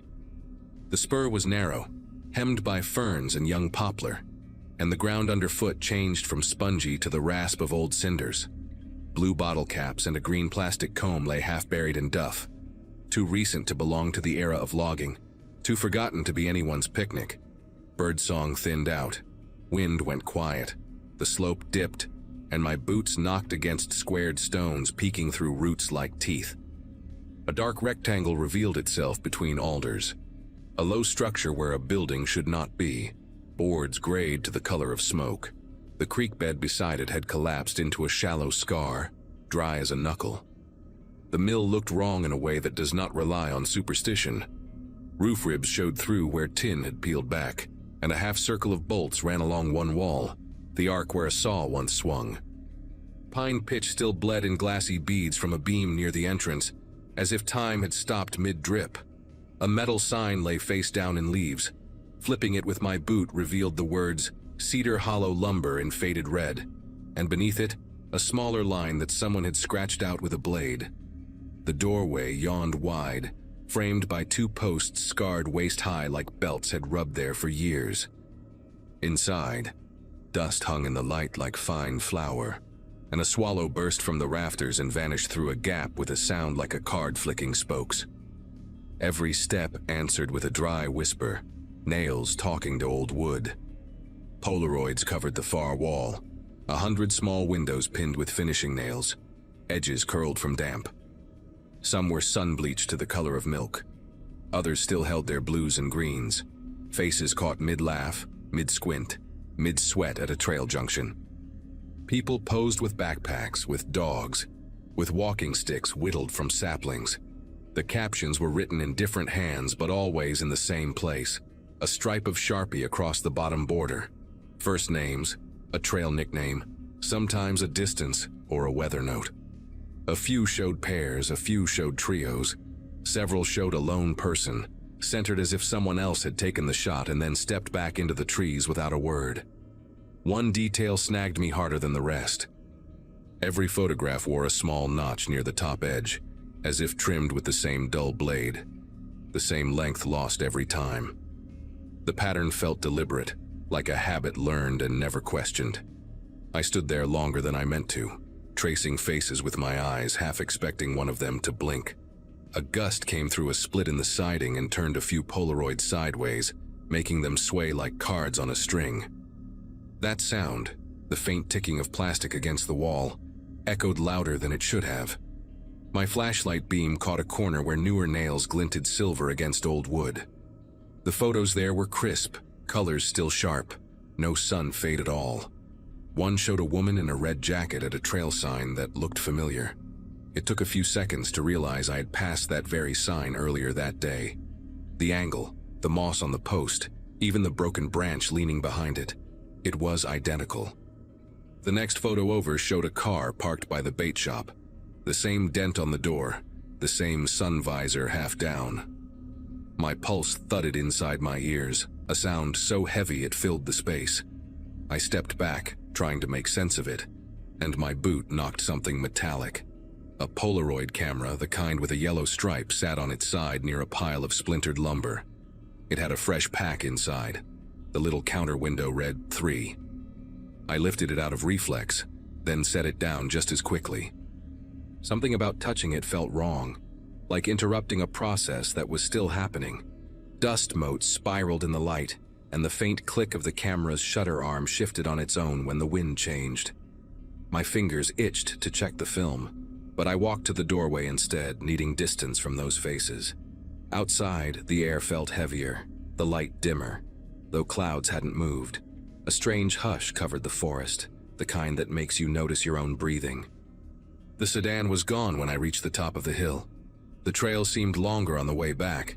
My map felt useless. Landmarks that had been obvious before, downed birch, broken post, a hollow stump, were either missing or doubled. It was like walking inside a loop that had forgotten where it began. I must have taken a wrong turn because the creek appeared again, dry and familiar, and there the mill stood exactly as before. This time, smoke trickled faintly from one of the roof gaps, thin and gray, dissolving before reaching the trees. A sound came with it, slow tapping, like nails being set, deliberate and patient. I shouted, partly to prove I was still the only living thing out there. No answer came. The tapping stopped. Then something slid down the wall inside, a shuffle of paper, a soft thump. I could not leave it alone. The doorway framed the same beam of light as before, but now only one Polaroid hung on the far wall. Just one. It glowed faintly in the dust.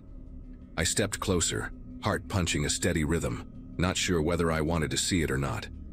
The picture was still drying. You could smell the chemical tang. It showed the doorway of the mill, empty except for a blurred figure at the edge of the frame, standing just outside the light, half turned as though walking away. The figure's backpack matched mine. My throat went dry. I remember backing out slowly, not running because running might make whatever was happening real. When I turned for the main trail again, the sound of the creek returned, steady and cold, though the bed had been dry before.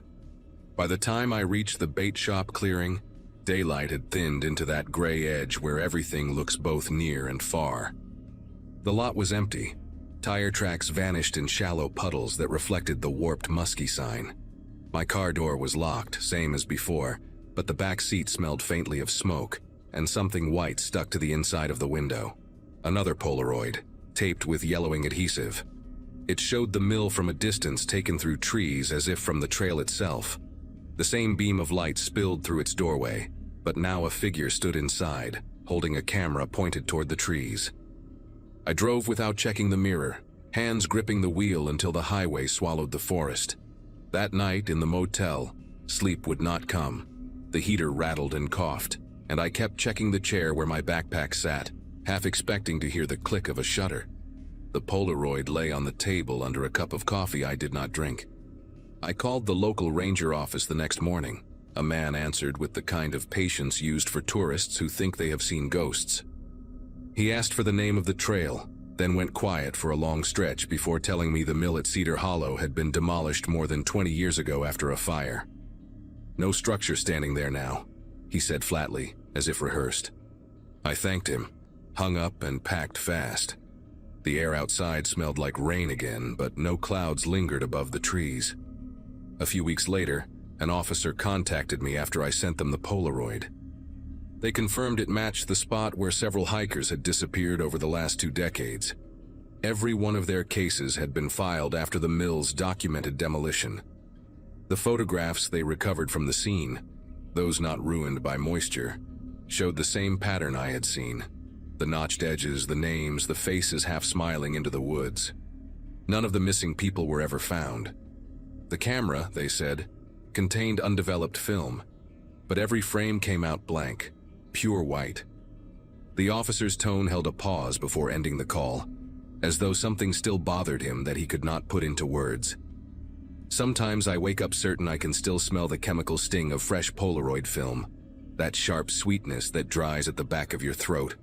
I deleted the digital copies of the pictures months ago, but one file keeps reappearing in my cloud storage, always with the same name, Cedar Hollow Joe 01.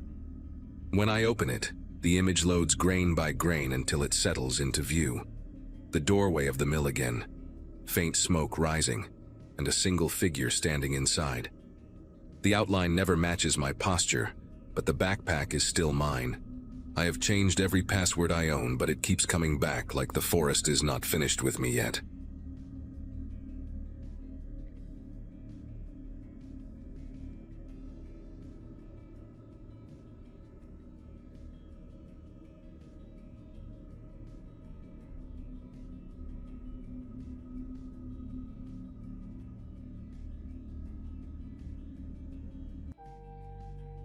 Hello everyone. Before we start, make sure to like and subscribe to the channel, and leave a comment with where you're from and what time you're watching. That way, YouTube will keep showing you stories just like this one. Now, let's begin. Nobody wants to hear about what happened in Garrison County anymore, but someone needs to know the truth before everyone involved either dies or convinces themselves it never happened. 26 years have passed, and most folks have moved on, pretended to forget, or just plain refused to talk about that September afternoon when our whole world cracked open like a rotten egg. I was driving the backup bus that day, following behind Marlene's route through those deep pine woods that stretch between Shepherd Mills and the county line, where the trees grow so thick you can barely see sky even at noon. We'd been friends since our kids started kindergarten together, and she'd been driving bus 47 for 12 years without so much as a fender scrape. That morning she'd complained about a headache, said the barometric pressure was making her teeth hurt, and I'd offered to take her route, but she just laughed and said she'd driven through worse. When that storm rolled in around 2:30, it came fast and mean, like something angry had been building up pressure all day and finally decided to let loose. The radio started crackling with weather warnings, telling us to find immediate shelter, and I pulled into the parking lot of an old gas station to wait it out while the rain hammered my windshield so hard I thought it might crack. I tried reaching Marlene on the radio, and at first all I got was static, that thick electric sound that makes your fillings ache, but then her voice came through clear as day. She sounded calm, almost cheerful, saying she'd found an old church about a mile off Highway 94 where they could wait out the storm, said the kids were fine, maybe a little scared but singing songs to pass the time. I knew that stretch of road like my own reflection, had driven it hundreds of times, and there wasn't any church there. Hadn't been anything there except pine trees and deer trails since before my grandfather's time. I tried telling her she must be confused about the location, maybe meant the Methodist church over on Farm Road 223, but she insisted she knew exactly where she was, even described the place in detail. White clapboard siding with forest green shutters, she said, a bell tower with a copper weather vane shaped like a rooster, and the sweetest elderly couple who'd opened the doors for them when the lightning started getting close. She said they were passing out sugar cookies and apple juice to the kids, had towels ready for them to dry off, and the woman was showing the girls how to make paper dolls from old hymnals, while the boys played checkers with the husband. The way she described it sounded so normal, so perfectly ordinary, that for a moment I doubted my own memory of that empty stretch of road. By the time the storm passed, maybe 45 minutes later, the afternoon sun came out like nothing had happened, steam rising off the asphalt in ghostly wisps that made everything look like a dream. I drove straight to Highway 94, searching for any turnoff that might lead to a church, checking every dirt road and logging trail between mile marker 31 and the bridge over Cypress Creek. There was nothing there but the same dense forest there'd always been, the pine needles still dripping from the rain, and not a single tire track in the mud except my own. I radioed dispatch, told them we might have a situation, that Marlene wasn't where she said she'd be, and within 20 minutes we had 3 sheriff's deputies and half the volunteer fire department combing those back roads. We searched until the sun started sinking behind the trees, painting everything the color of rust, and that's when Deputy Holland's voice came over the radio, shaky and strange, saying they'd found the bus. It was parked on an old logging road 15 miles from where Marlene said they'd stopped, so deep in the woods that the search helicopter almost missed it even with all the lights on. The bus was just sitting there, engine off, emergency door hanging open like a broken jaw, perfectly aligned between 2 rows of loblolly pines, as if someone had carefully threaded it through the trees. Holland said Marlene was in the driver's seat, eyes wide open but not seeing anything, not responding to anyone, her hands still gripping the wheel so tight they had to pry her fingers loose one by one. The kids who were still on the bus, 8 of them, were sitting in their assigned seats like nothing was wrong, humming the same tune in perfect unison, some old hymn nobody could quite place. They stopped the moment the deputies stepped aboard, turned their heads in sync like they were all connected by the same string, and smiled these identical little smiles that Holland said made his chest feel too tight. The thing that made everyone stop talking, stop breathing almost, was when they did the head count and came up 3 short. Kevin Hartley, age 7, blonde kid with a gap between his front teeth who loved dinosaurs and always sat in seat number 4. Melissa Crawford, 9 years old, wore thick glasses and carried a purple backpack covered in butterfly stickers. And Anthony Vega, 8, the kid who'd won the district spelling bee just the week before and never went anywhere without his lucky baseball cap. Their seats were empty, but the other kids acted like they were still there, leaving spaces for them when they lined up, talking to the empty air beside them like they were having conversations. When Sheriff Morrison asked where their classmates went, all 8 kids said the exact same thing at the exact same time, word for word, like they'd rehearsed it, They stayed with the nice people because they weren't done with their cookies yet. They brought in child psychologists from Houston, experts in trauma and mass hysteria, people with degrees from schools I'd never heard of who used words like shared delusion and collective false memory syndrome. But none of them could explain how 8 kids from different families, different backgrounds, could tell the exact same story down to the smallest detail. They all described the same elderly couple. The woman wore a yellow dress with tiny blue flowers and smelled like vanilla extract, had silver hair pinned up with pearl bobby pins, and a gold locket that she kept touching. The man had calloused hands but gentle eyes, wore suspenders over a checkered shirt, and walked with a slight limp that favored his right side. They all remembered the same songs playing from an old radio in the corner, the same taste of cinnamon in the cookies, the same orange tabby cat that rubbed against their legs, and they all drew the same picture when asked about the church interior, right down to the water stain on the ceiling that looked like a bird in flight. What the kids couldn't tell anyone, or wouldn't tell anyone, was how they'd gotten from Highway 94 to that logging road, or what happened during the 2 hours nobody could account for between Marlene's last radio call and when they found the bus. Their parents wanted answers, demanded them, some getting angry and others just crying in the sheriff's office. But the kids just kept humming that hymn and talking about how nice the cookies were, how the lady had promised they could come back anytime they wanted.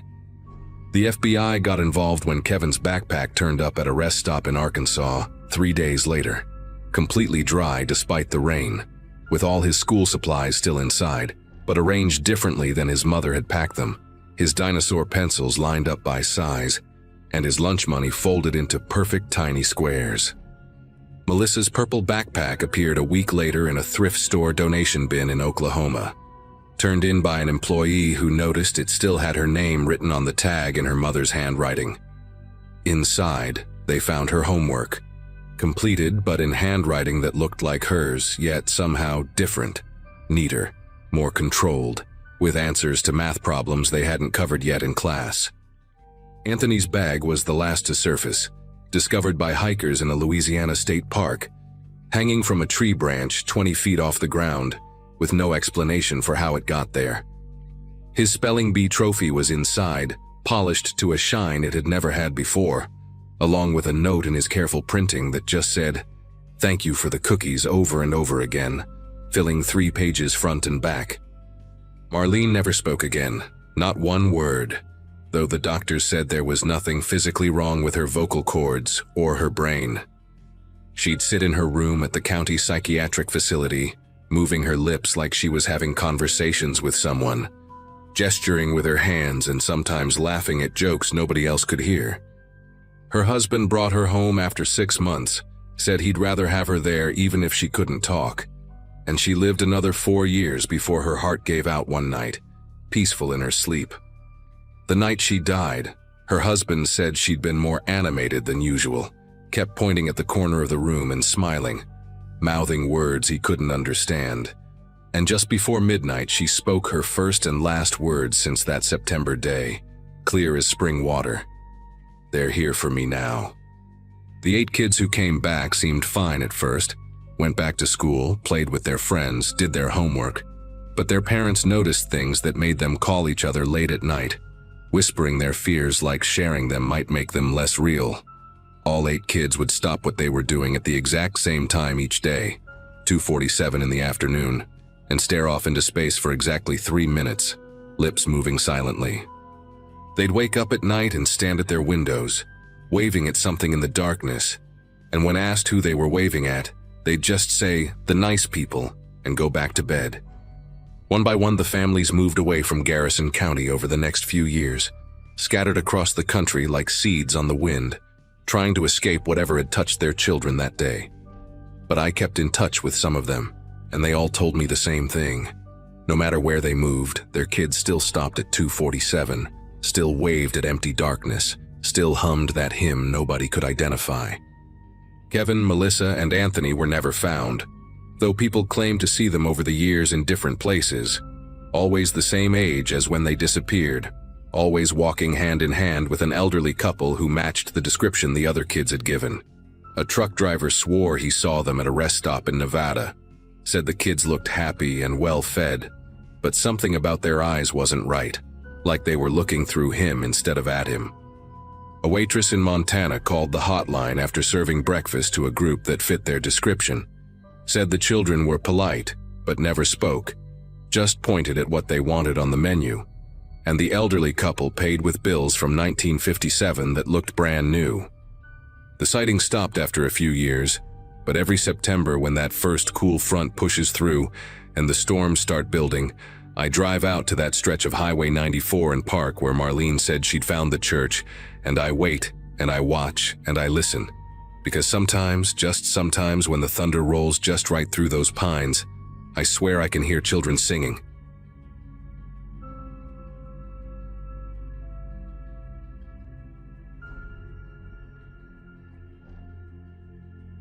February in West Texas feels like the edge of the world, especially when you're standing on 60 acres of scrubland watching tumbleweeds roll past your dead uncle's ranch house.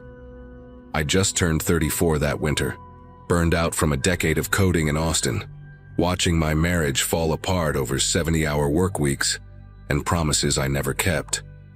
When Uncle Frank's lawyer called about the inheritance, it felt like the universe throwing me a lifeline. A remote ranch outside Marfa where I could code in peace, no traffic, no office politics, just wide open spaces and the kind of quiet that makes you hear your own heartbeat.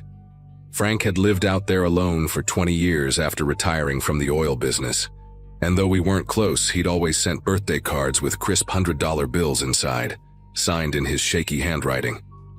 Wallace showed up my second day there, driving a rust-covered Ford that looked older than me, wearing overalls that had seen better decades. He lived on the next property over, he said, about 5 miles down the dirt road that connected our ranches to the main highway. Tall and lean with sun-damaged skin and pale blue eyes, he had this way of standing too still when he talked, like a scarecrow that had learned to speak. He helped me figure out the well pump that first week, showed me how to work the generator when the power went out, even brought over a casserole his wife had made, though I never saw any wife. Said he'd been friends with Frank for 15 years, checked on him regular-like, especially toward the end when Frank's health started failing. I was grateful for the help, honestly, trying to juggle my remote software job while learning how to manage a property that seemed determined to fall apart. About 3 weeks in, I was cleaning out the barn when I found them. 4 trail cameras, the expensive kind hunters use, tucked behind old paint cans and rusty tools on a shelf. The batteries were dead, but the memory cards were still inside. I figured Frank had used them to watch for coyotes, or maybe catch whoever had been stealing gas from the tank near the road. I brought them inside that evening, popped the SD cards into my laptop while waiting for code to compile. The first camera had normal stuff, deer wandering through, a family of javelinas, the occasional roadrunner. But the second camera made me set down my coffee mug and lean closer to the screen. The timestamp showed 3 years ago. The camera positioned inside the house pointed at a hallway. There was Wallace, clear as day, walking down Frank's hallway at 2 in the morning, moving with the confidence of someone who knew exactly where they were going. My first thought was maybe Frank had given him a key for emergencies. Made sense for an elderly man living alone. But then I clicked through more footage. Wallace appeared week after week, always between midnight and 4 a.m., always moving through the house with that same casual familiarity. In one video from 2 years ago, he stood in Frank's bedroom doorway for 17 minutes, just standing there in the dark, watching my uncle sleep.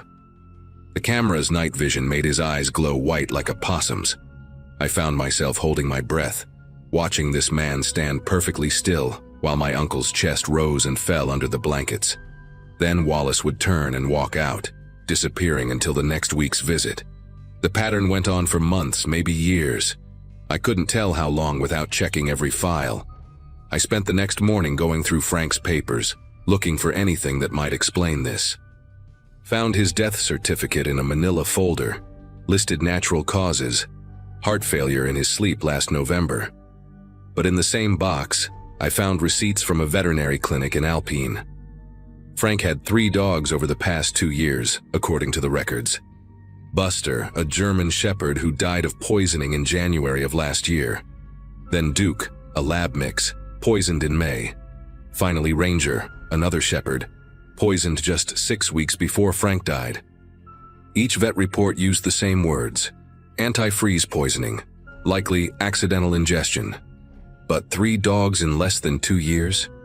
And every time, Wallace had been the one to find them, according to the notes, always calling Frank to break the news, always offering to help bury them out by the mesquite grove. The last dog died right around the time Frank's health took a sharp downturn, according to dates on his medical papers. That afternoon, I changed every lock on the property. Spent $300 at the hardware store in town. Came back with new deadbolts, chain locks, even steel bars for the sliding doors. Wallace pulled up while I was installing the 3rd deadbolt on the back door, got out of his truck with that same measured walk. Asked what I was doing. Said Frank never locked anything. Said it was the beauty of living out here, the trust between neighbors. I told him I was from the city, old habits, you understand.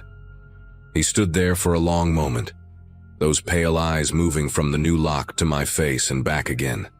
Then he smiled, showing teeth the color of old ivory, and said he understood completely. City folk need time to adjust. Before he left, he mentioned he still had some of Frank's tools in his shed. Said he'd bring them by tomorrow. I told him I'd come get them myself when I had time. 2 nights later, I woke up to the sound of metal scraping against metal. The new locks held, but I could hear someone trying each door, methodically, patiently. Front door, then kitchen, then the sliding door on the porch. I grabbed my phone to call 911, but out here the only spot that got any signal was a patch near the garden fence and barely one bar even there. The nearest sheriff's office was 45 minutes away in good conditions, probably an hour at night. I sat in the dark living room with Frank's old shotgun across my lap, listening to footsteps circle the house until dawn. When the sun came up, I found fresh boot prints in the dirt under every window, and the new lock on the barn had scratches around the keyhole. Someone had tried to pick it but gave up. The barn had always given me an odd feeling anyway, something about the way it sat too low on its foundation, like it was hiding something underneath. I decided to search the barn properly that morning. Every corner, every old feed bin and storage area.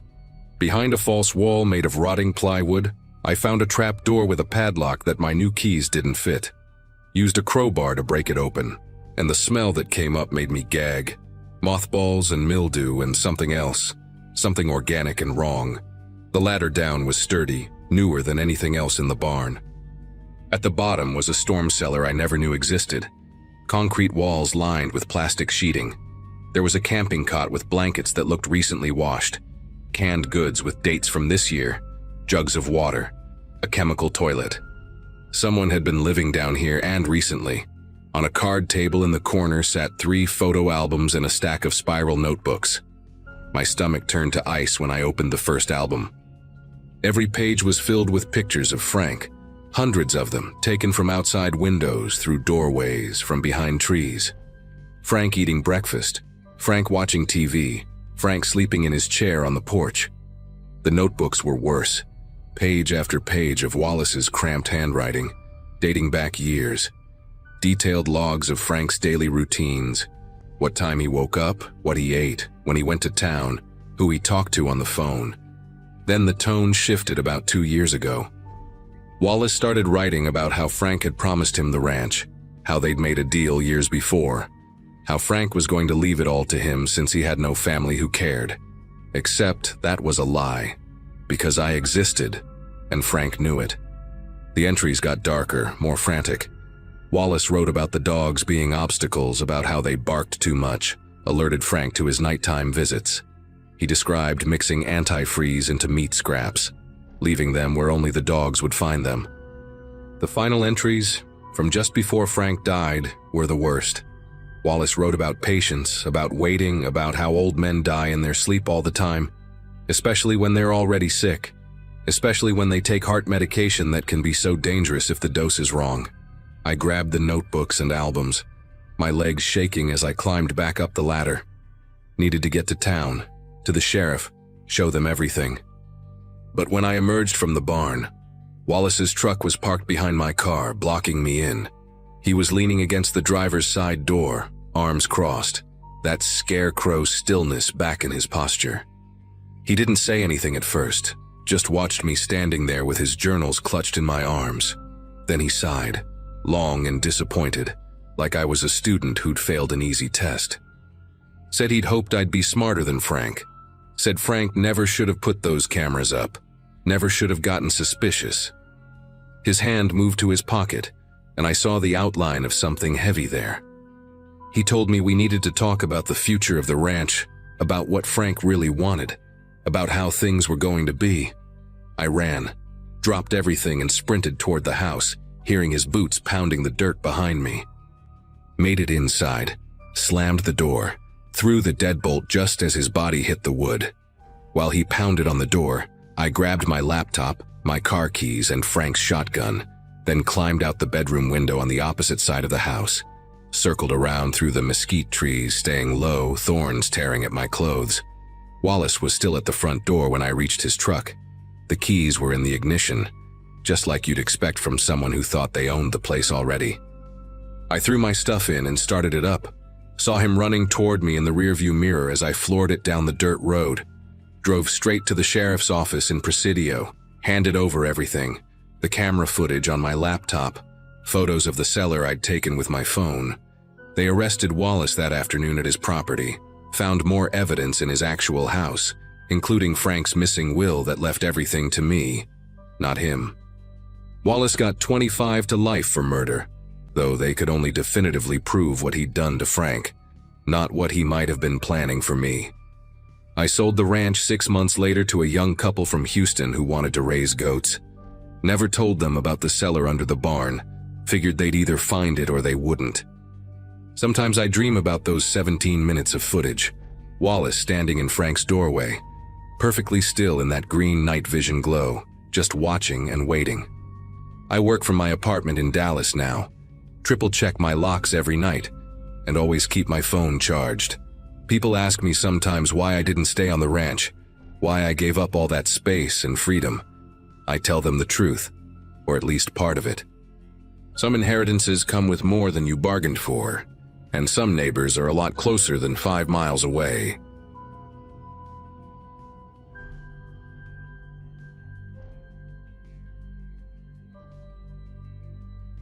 My boots left perfect impressions in the cracked mud where Lake Buchanan used to be. 60 acres of dried lake bed that hadn't seen water in 2 years. Environmental consulting meant I got paid good money to measure how fast Texas drought was destroying everything, taking soil samples and calculating erosion rates, while the sun cooked me alive through my long-sleeve field shirt. 4 days into mapping the Western Basin, I'd already filled 3 notebooks with measurements, and my truck had a 1/4 inch of dust on the dashboard despite keeping the windows up. The reservoir used to be deep enough for weekend boaters and drunk college kids on spring break, but now it was just me, my equipment, and miles of exposed earth that looked like the surface of Mars. I'd been photographing these strange circular patterns where whirlpools must have formed during the last drainage, when my boot caught on something hard beneath the silt. At first glance, it looked like trash, or maybe old camping gear from when this was still waterfront property, but trash doesn't have a ribcage. The western shirt had faded to the color of weak tea, pearl snap buttons still catching the afternoon light, and the bones underneath were the yellowish brown of old ivory. A wallet chain ran from the belt loops, disappearing into what remained of denim jeans, and the skull rested sideways with its jaw unhinged like it was screaming at the ground. Finding dead cattle happens all the time out here, and I once stumbled across a coyote that had been dead so long it was basically mummified. But human remains hit your nervous system differently. Your brain starts calculating how long this person's been missing, who might have been waiting for them to come home, whether they died before or after the water disappeared. I backed away slowly, pulled out my satellite phone with fingers that wouldn't stop trembling, and made the call to county dispatch while standing upwind from what I'd found. The sheriff arrived 40 minutes later with 2 deputies and a crime scene photographer who looked ready to pass out from the heat before he even got his camera out. Sheriff Colton was one of those Texas lawmen who'd probably been wearing the same size uniform for 30 years. Belly hanging over his belt, sweat stains permanent fixtures under his arms. He took one look at the body and started making calls to Austin for a forensics team, muttering about how this was going to be a jurisdictional nightmare since the reservoir crossed 3 county lines. While we waited, I showed them my field notes, explaining I'd been contracted by the state to document erosion patterns, that I had permits to be out here, that the landowner knew I was working the area. Colton kept nodding, but his eyes were scanning the lake bed, and I saw his expression change when he spotted something about 30 yards from where we stood. "Stay here," he told me, but of course I followed anyway, keeping my distance while he and the deputies approached what turned out to be another body, this one partially buried under a collapsed section of bank. Then they found another one 50 feet away, wearing what looked like a disco-era polyester dress. By the time the forensics team arrived from Austin, we'd flagged 17 different sites, bodies scattered across a quarter-mile of exposed lakebed, like someone had been using the reservoir as their personal cemetery for decades. The forensics team leader, a woman named Diane who wore her hair in a tight bun despite the heat, told me they'd need my documentation of the area, my photographs showing the water levels from old surveys, anything that might help determine how long these people had been down here. She had this controlled way of talking that reminded me of how doctors deliver bad news, professional but human enough to keep you from completely falling apart. What made everything worse was the cards. Each body had one, sealed in plastic like a driver's license, tucked into a pocket or what remained of a purse. They all had different Bible verses printed on them in this old-fashioned typewriter font, verses about judgment and punishment, and casting out the wicked. Diane showed me one that read, "For the wages of sin is death," in faded red ink, the lamination yellow with age but still protecting the card after what must have been decades underwater. The oldest body they could roughly date by the clothing looked to be from the early 60s, a woman in a shift dress and pillbox hat like she'd walked straight out of a Kennedy-era magazine. The newest one, though, that's what made everyone stop talking for a minute, because the newest one was wearing clothes you could still buy at Target, modern athletic wear with the tags intact, the kind of moisture-wicking fabric that hadn't even existed until a few years ago. Sheriff Colton pulled me aside while the forensics team worked, asked if I knew who owned the land around the reservoir. I told him it was mostly Gary Whitman's ranch, thousands of acres his family had owned since before the reservoir was even built. The Whitmans were old Texas money, cattle and oil, the kind of family that had a law firm on retainer and donated enough to local campaigns that nobody asked too many questions about their business. Colton's jaw tightened when I mentioned Gary's name, and he asked if I'd had any contact with him since I'd been working out here. Just once, I told him, when Gary had stopped by my work site 2 days earlier in his pristine white truck, asked how long I'd be surveying, made small talk about the drought and beef prices. He'd been friendly enough, even offered me water from his cooler, but he'd also taken pictures of my license plate with his phone, said it was for his insurance records in case anything happened on his property. They kept me there until almost midnight, taking my statement 3 different times while portable lights turned the lake bed into something from a horror movie. I watched them bag evidence and mark locations, listened to Diane directing her team with the efficiency of someone who'd seen too many crime scenes to be shocked anymore. When they finally let me leave, Colton walked me to my truck and suggested I might want to finish my survey work somewhere else, maybe take on a different contract for a while. But I had 2 more weeks of work scheduled, data the state needed for their drought management plans, and I wasn't going to let some old murders chase me away from a job I was being paid to complete.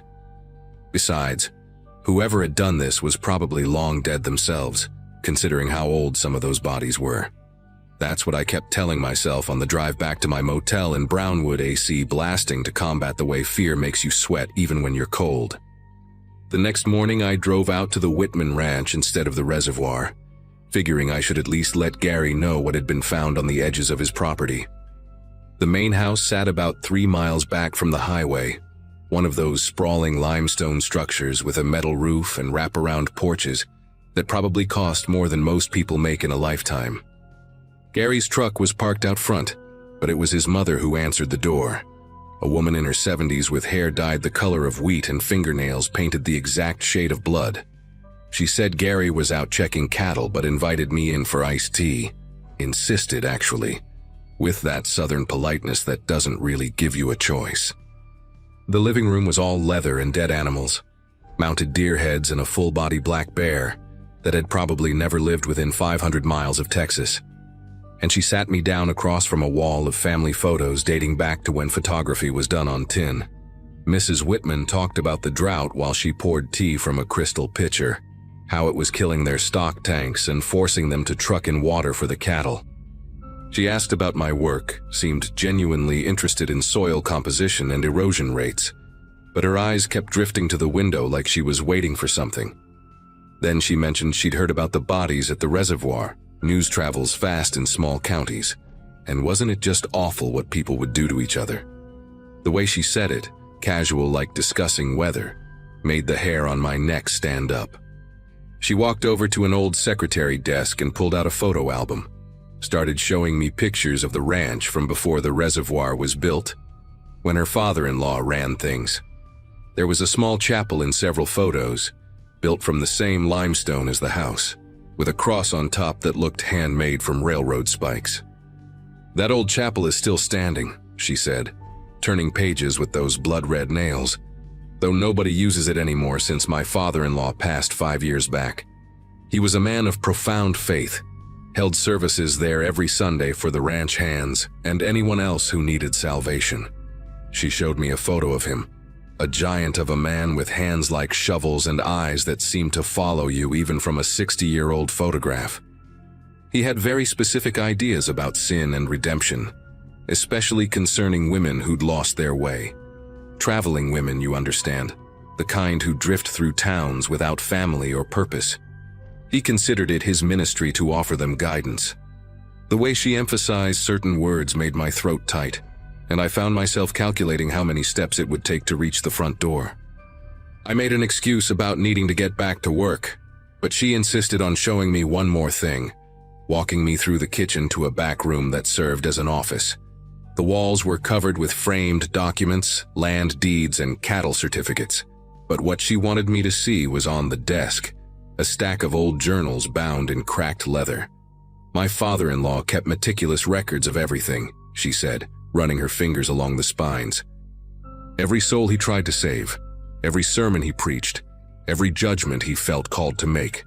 Gary thinks we should burn them, says they're morbid, but I believe in preserving family history, even the parts that make us uncomfortable. She opened one of the journals to a page covered in tight handwriting, lists of women's names with dates beside them and Bible verses written in red ink. Some of the dates matched up with missing person reports I'd heard Diane mention the night before, women who'd vanished between towns and were never found. Before I could process what I was seeing, Gary walked in through the back door, boots heavy on the hardwood, his presence filling the room like smoke from a chemical fire. He looked at his mother, then at me, then at the open journal on the desk, and his face went through several expressions before settling on something that might have been a smile if smiles could be threats. "Mother's been showing you the family archives," he said, voice flat as roadkill. "She gets sentimental about the old man, even though he's been gone 5 years now. Signed a lot of papers before he died, though, closing out old cases and making sure everything was legal and proper. The sheriff knows all about it, has copies of everything." He moved between me and the door, not obviously blocking it, but making it clear I'd have to go through him to leave. "Funny thing about those bodies you found, they all had their identification on them. Made it real easy for the authorities to close their missing person cases. My father was always thorough like that, liked to make sure families had closure even if they never knew it." I told them I had equipment to collect from my work site, back toward the kitchen door while keeping my eyes on Gary. His mother watched with an expression like she was watching a play she'd seen before, knowing how it would end. Gary let me leave but followed me out to my truck, stood there while I fumbled with my keys, and said real quiet that he'd appreciate it if I could finish my survey work quickly, maybe find what I needed from aerial photographs instead of spending so much time on the ground. The threat was clear as broken glass, and I nodded like we just discussed the weather. But when I got back to the reservoir that afternoon to collect my gear, I found something that changed everything. A fresh laminated card tucked under my windshield wiper with my full name typed on it, and a verse from Proverbs about the strange woman whose house is the way to hell. The laminating was still warm from the machine, and when I looked around, I could see fresh tire tracks from Gary's white truck leading back toward the ranch. I drove straight to Austin that afternoon. Didn't even stop at my motel to pack. Just got on the highway with that card on the passenger seat, like evidence of my own future murder. Called my company from the road. Told them I was sick, food poisoning. Needed someone else to finish the reservoir survey. They weren't happy but agreed to send another consultant, some guy named Roger who'd probably never find anything wrong because he wouldn't be looking for it. I stayed with my sister in Houston for 3 weeks, checking news sites every day for updates about the reservoir bodies. But the stories just stopped coming after the initial reports. Sheriff Colton retired suddenly, something about a heart condition, and the new sheriff announced the cases were being classified as cold cases pending further evidence. The FBI never got involved despite bodies crossing state lines, and Diane from the forensics team transferred to a position in Maine 2 months later. Gary Whitman still runs his ranch, still drives that white truck, and according to Google Earth, that limestone chapel is still standing on his property, surrounded by fresh tire tracks that show up in every satellite image no matter when they're taken. I never went back to environmental consulting, got a desk job with the state reviewing other people's field reports, and I still check missing person databases sometimes, looking for women who disappeared near small Texas towns, wondering if the drought will reveal more of them when the next reservoir runs dry.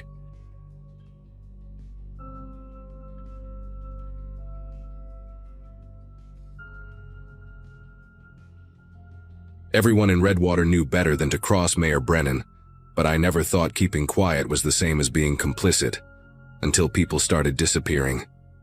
I ran the only hardware store in town, been there since my dad passed it down to me 15 years ago, right around when my son Brett was born, and I figured a small town in West Texas would be the perfect place to raise a family. Population barely pushed 800 on a good day, the kind of place where everybody knew your business before you did, where the Friday night football game was the social event of the week, and where the mayor had been running unopposed since before I graduated high school. Mayor Brennan wasn't just influential, he was Redwater, had his fingers in everything from the water board to the school district, and folks either loved him or learned to keep their opinions to themselves. It started with old Bill Hawkins back in March, though nobody connected the dots at first.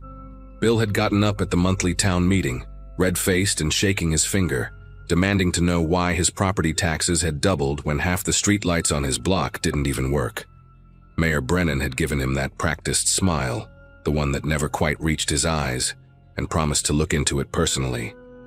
2 weeks later, Bill's truck was found abandoned on Route 67, keys still in the ignition, wallet on the dashboard, and Bill was just gone.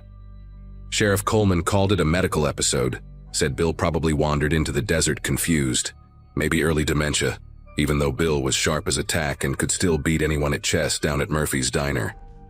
Then there was Maria Gonzalez in April, the woman who ran the bakery on Main Street, and made the mistake of questioning why the mayor's construction company got the contract for the new school renovation without any competitive bidding.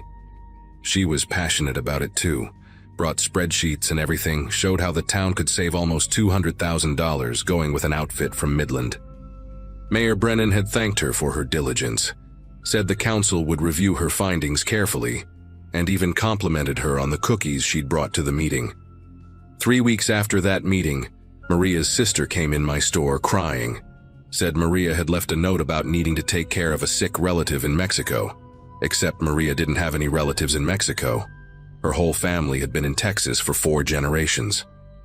By June, when Carl Hendricks stood up to complain about the suspicious rezoning of farmland that just happened to border the mayor's ranch, I started paying attention to the pattern. Carl was a big man, worked oil rigs half his life before settling down to farm, not the type to just up and leave. But 17 days after that meeting, his wife came into my store, eyes hollow and voice flat, told me Carl had taken a job opportunity up north, said he'd send for her and the kids once he got settled. She bought rope and duct tape that day, paid cash, didn't look me in the eye once, and when I asked if everything was all right, she just nodded real slow and walked out like she was in a trance. I decided to install security cameras in July, Told my wife Nancy it was for insurance purposes after that break-in over in Coleman County. Really, I wanted to see who was coming and going. Wanted to document things. Maybe catch something that would prove I wasn't going crazy.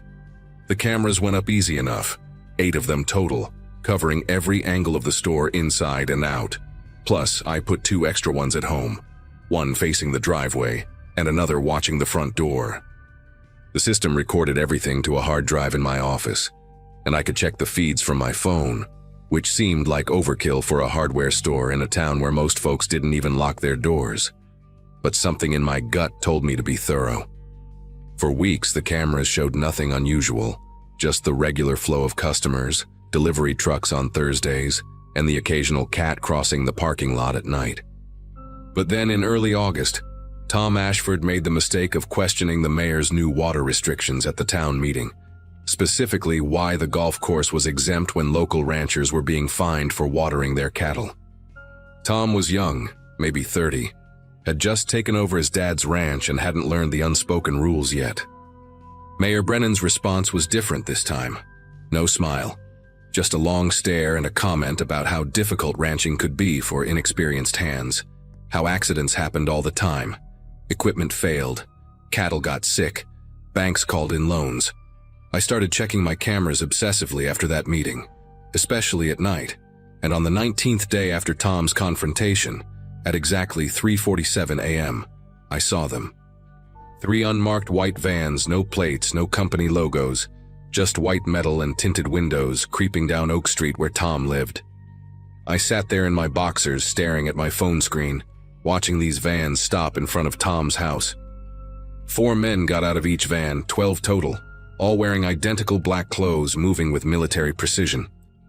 They didn't break down the door, didn't smash windows.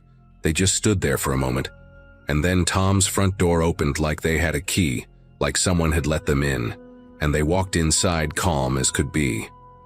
23 minutes later, they came back out, Tom walking between them with this blank expression, not fighting, not struggling, just walking like he was sleepwalking.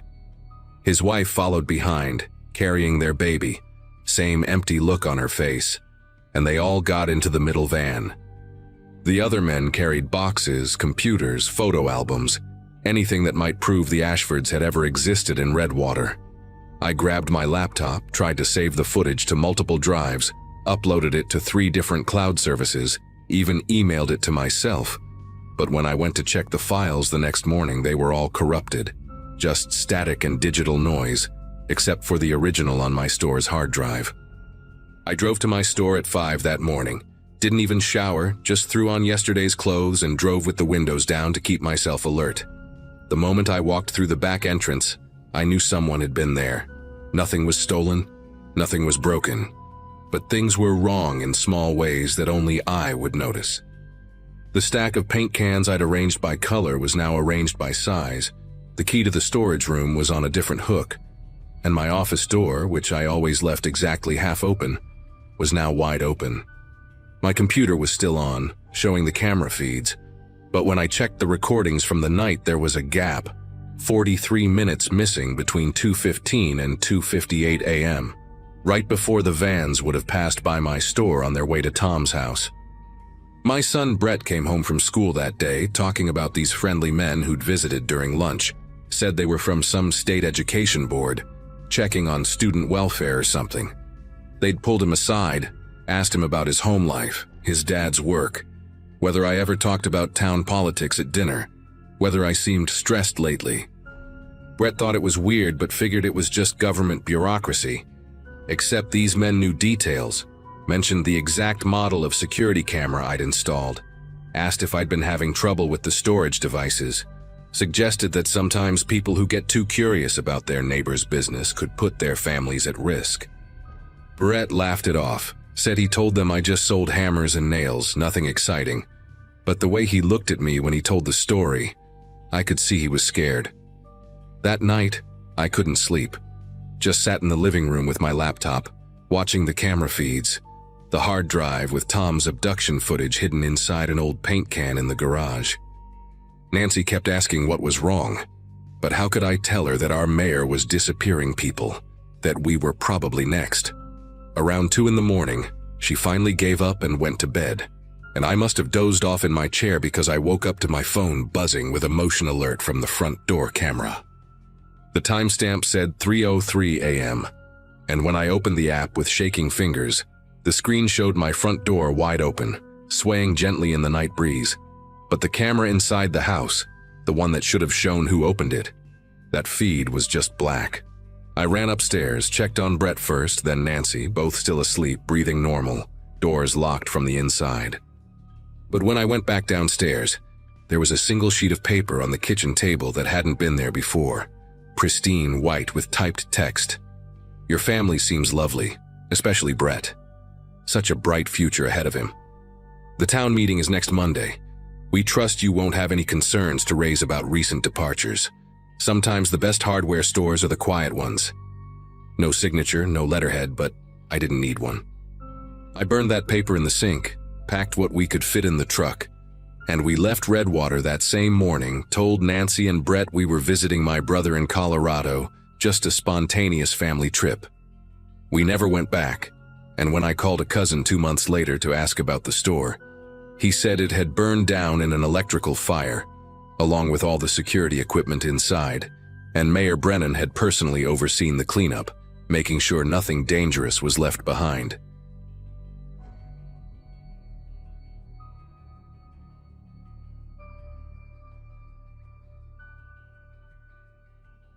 Our town still talks about that championship season like it was a miracle, but I know better. I was there for all of it, number 63 on the offensive line. Graduated back in 2015 and watched everything fall apart that summer. We weren't supposed to win a single playoff game that year, let alone take state. The town had maybe 4,000 people, the kind of place where the Dairy Queen closes at 8, and Friday night lights aren't just a saying, they're basically a religion. The boosters ran everything. These older guys who'd played back in the 70s and 80s, still wearing their leather jackets to games like they were still 17. They had money from oil leases and car dealerships, and they treated our team like it was their personal investment portfolio. I didn't understand what that meant until it was way too late. The whole thing started making sense to me during our semifinal game, when I noticed Coach Pruitt pulling Jesse Vaughn aside between every series. Jesse was our starting quarterback, clean-cut kid whose dad happened to be the district attorney. Smart guy too, actually earned his grades unlike some of us who were getting, let's say, a lot of help from certain teachers. I remember watching Jesse's face during those sideline conversations, how he'd nod and look down at his cleats, never making eye contact with Coach. After we won that semifinal 38-7, which should have been impossible against a team that had Division I recruits, I saw Jesse in the locker room sitting alone on the bench. He was still in full pads 20 minutes after everyone else had showered. His hands were gripping his helmet so hard his knuckles were white, and when I asked if he was okay, he just looked at me and said, "We're gonna pay for this." I laughed it off then, thought he was being dramatic about the championship pressure. I wish I'd asked him what he really meant. We won state 2 weeks later in a game that felt wrong from the opening kickoff. The other team's best defensive end got injured in the first quarter, something about his knee just giving out during a routine play. Their cornerback left at halftime with what they called food poisoning. By the fourth quarter, we were up by 40 points and the stadium felt more tense than celebratory. I remember standing on the field during the trophy presentation, confetti falling around us, and noticing how the boosters were all grouped together near the 50-yard line. They weren't cheering or hugging anyone. They were just watching us with these intense expressions, like ranchers counting cattle they'd just bought. One of them, this guy named Vernon who owned half the commercial real estate downtown, caught my eye and gave me this slow nod. It made my stomach turn in a way I couldn't explain. That night at the team party, I overheard 2 of the boosters talking in the parking lot about final numbers and better than projected. I didn't stick around to hear more. The summer after graduation should have been the best time of our lives. College signing day was coming up in August, and 4 of us had scholarship offers. Jesse had a full ride to a decent Division II school. Then there was Troy Sanderson, our middle linebacker who hit like a freight train, heading to a junior college with promises of bigger things. Curtis Yang, our running back who'd rushed for over 2,000 yards that season, had multiple schools calling him. And Blake Donovan, our tight end, had interest from a Division I program. All four of them were going places, getting out of town, making something of themselves. I wasn't one of the lucky ones with offers, so I'd signed up to work at my uncle's machine shop and take classes at the community college. But I was happy for them. Really, I was. Then the accident started happening, and happy became the last thing any of us felt. Troy died first, middle of June on a Wednesday morning. They said his truck rolled on County Road 12, that he must have fallen asleep at the wheel coming back from his girlfriend's place. But Troy never drove tired. He was obsessive about it ever since his cousin died in a wreck when we were sophomores. The sheriff's report said there were no skid marks, no signs he'd tried to brake or swerve. His truck just went off the road at a curve that every person in the county could drive blindfolded. When I went to the viewing, his mom grabbed my arm so hard it left bruises. She whispered right in my ear, "They did this to him. He was going to talk." I didn't understand what she meant, but the way she said it, with her voice shaking and her eyes red from crying for days, it planted something cold in my chest. At the funeral, I noticed Vernon and two other boosters standing in the back of the church. They didn't come to the burial. They just stood there during the service, arms crossed, watching. Curtis was next, 3 weeks later in early July. Drowning accident at the quarry where we'd all been swimming since we were kids. The weird part was Curtis hated deep water, wouldn't even go to the lake without a life jacket. His parents said he'd gone out there alone, which made zero sense because Curtis never did anything alone. He was the most social guy on the team, always surrounded by people.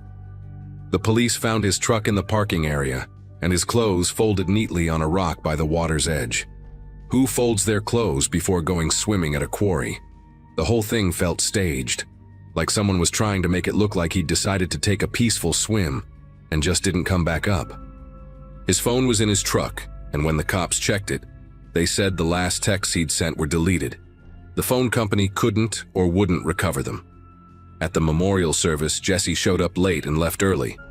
I caught him on the way out and asked if he was all right. He just shook his head and said, "I'm trying to figure out if I should run or stay." Then he got in his car and drove off before I could ask what he meant. Blake Donovan died on a Thursday night in late July, and this one they didn't even try to make look accidental. House fire while he was sleeping started in the garage, according to the fire marshal. They said it was electrical, faulty wiring in a house that had just passed inspection 6 months earlier. Blake's dad was a contractor, kept that house maintained like it was a museum. The fire moved too fast, trapped Blake in his upstairs bedroom before he could get out. The thing that made me sick was Blake had called me 2 days before. He was scared, really scared, said he needed to tell me something important but not over the phone. We were supposed to meet at the batting cages on Friday. He never made it. After the fire, I drove past his house and saw the boosters again. Vernon and this other guy named Chip who ran the biggest construction company in the county. They were standing across the street with the fire chief, all three of them talking quiet and serious. When Vernon saw me slow down, he stared right at me until I drove away. That night I couldn't sleep, kept thinking about Troy's mom saying they did this, about Curtis's deleted texts, about Blake's phone call. 3 scholarship players dead in 6 weeks. The math was too ugly to ignore. Then on a Saturday morning in early August, Blake's little brother knocked on my door at 6 in the morning. The kid was 14, skinny, still in his pajamas. He'd ridden his bike 4 miles to my house. He handed me a USB drive and said Blake had given it to him the week before he died. Told him if anything happened to hide it and only give it to someone he trusted. The kid chose me because I used to help Blake with algebra homework, and his brother said I was a good guy. I asked him what was on it, and he said he didn't know, that Blake made him promise not to look. After he left, I sat at my kitchen table for 20 minutes just staring at that little black drive, feeling the weight of what holding it might mean. When I finally plugged it into my laptop, I found video files, recordings Blake had made on his phone during practices, during meetings, during conversations he'd had with boosters in parking lots after games. There were spreadsheets too, showing payment amounts next to game dates and point spreads.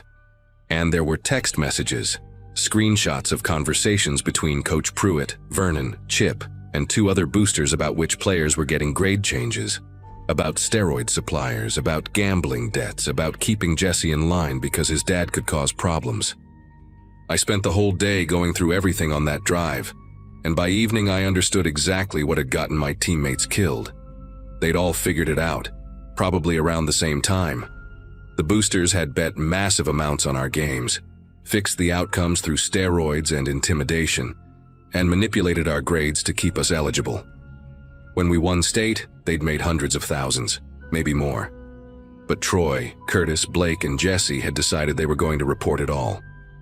There were voice memos on the drive, Blake recording himself talking about how the 4 of them had agreed to come forward together after signing day once their scholarships were secure. They were going to testify, bring everything down, make sure no other kids got used the way we were, except the boosters found out somehow. I sat there in my kitchen as the sun went down, realizing I was holding evidence that could send powerful people to prison, evidence that 3 people had already died for. My first instinct was to drive straight to the police station. Then I remembered the fire chief talking to Vernon. I remembered the sheriff's report on Troy's accident with no investigation, just conclusions. I realized the boosters owned more than just the team. The next morning, Sunday, I was trying to decide who I could trust when I got a call from the hospital. Jesse had been hit by a car while jogging, a hit and run that left him paralyzed from the waist down. The nurse said he'd been asking for me, kept saying my name over and over. When I got to his room, Jesse was hooked up to machines, his legs completely still under the white sheets. His face was swollen on one side, stitches across his forehead. He grabbed my hand when I sat down, squeezed it hard despite the IV lines taped to his arm. "They got me too," he whispered. Black Ford pickup, no plates, ran me down on purpose.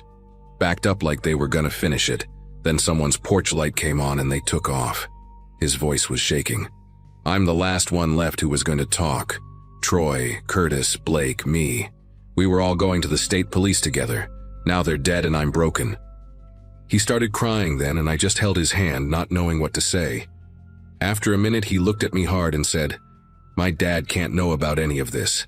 He'll try to fix it legally and they'll kill him too. They own the sheriff, probably half the judges. We're trapped." I left the hospital with that USB drive burning a hole in my pocket and a decision to make. I couldn't go to local cops. I couldn't tell Jesse's dad without putting him in danger. But I also couldn't let 3 murders and an attempted murder just disappear, because some rich guys wanted to protect their gambling operation. That night, I drove 2 hours north to a different county and walked into a state police barracks I'd found online. I asked for the detective unit and told them I had evidence of multiple homicides connected to organized crime. They put me in a room with 2 investigators, a woman named Detective Barnes and her partner. I handed them the USB drive and told them everything. They listened for 3 hours, took notes, made copies. Detective Barnes looked at me when I finished and said, "You did the right thing coming here. Stay away from those men. Don't tell anyone you talk to us."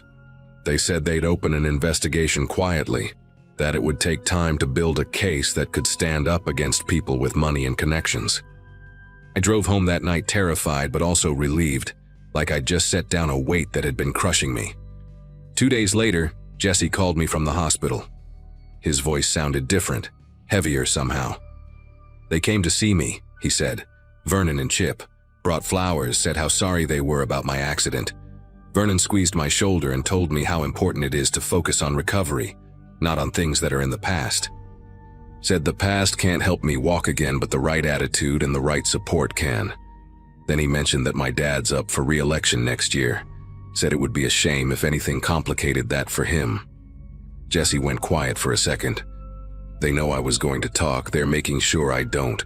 And now I'm sitting here thinking about my parents, about you, about anyone else who might get hurt. I'm making a choice to keep them safe." 3 weeks after that conversation, Jesse gave a statement to the local police from his hospital bed. He said he and the other 3 had been planning to come forward about the grade fixing and steroids, that they'd collected evidence but that someone must have found out. He implicated Coach Pruitt, Vernon, Chip, and 2 other boosters by name. The story hit the local newspaper the next day. The state police moved fast after that, raids and arrests within a week. But when they went to collect the evidence from the sheriff's office where Jesse had told them he'd handed over a copy, it was gone.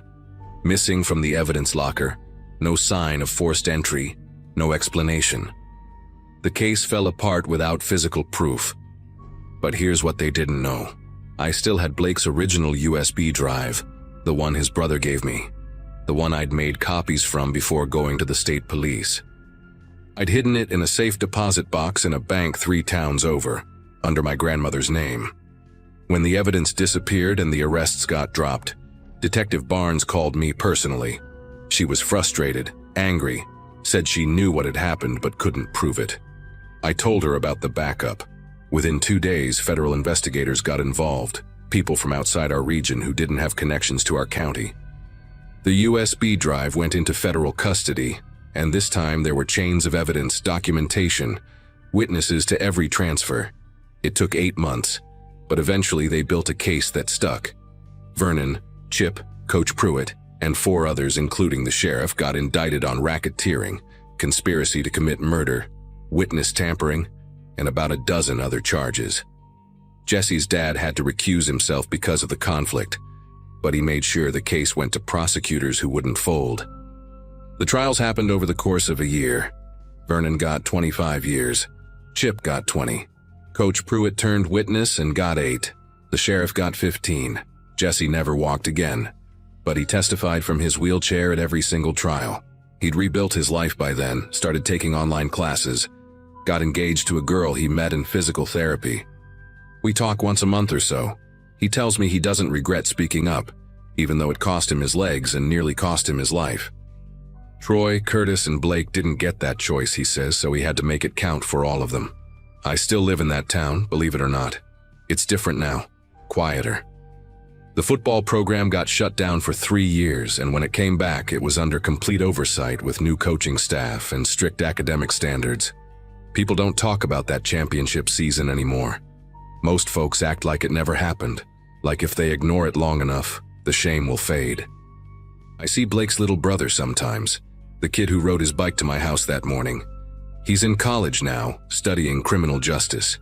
He told me last time I saw him that he wants to be the kind of person who protects people the way his brother tried to. I think about that drive he gave me, about the courage it took for Blake to document everything knowing what it might cost him. Some nights I still can't sleep, thinking about how close we came to letting them get away with all of it. But then I remember Jesse in that courtroom, sitting up straight in his wheelchair, pointing at Vernon and saying, "That man killed my friends." And I know we did the only thing we could do. We made sure people knew the truth, no matter what it cost us.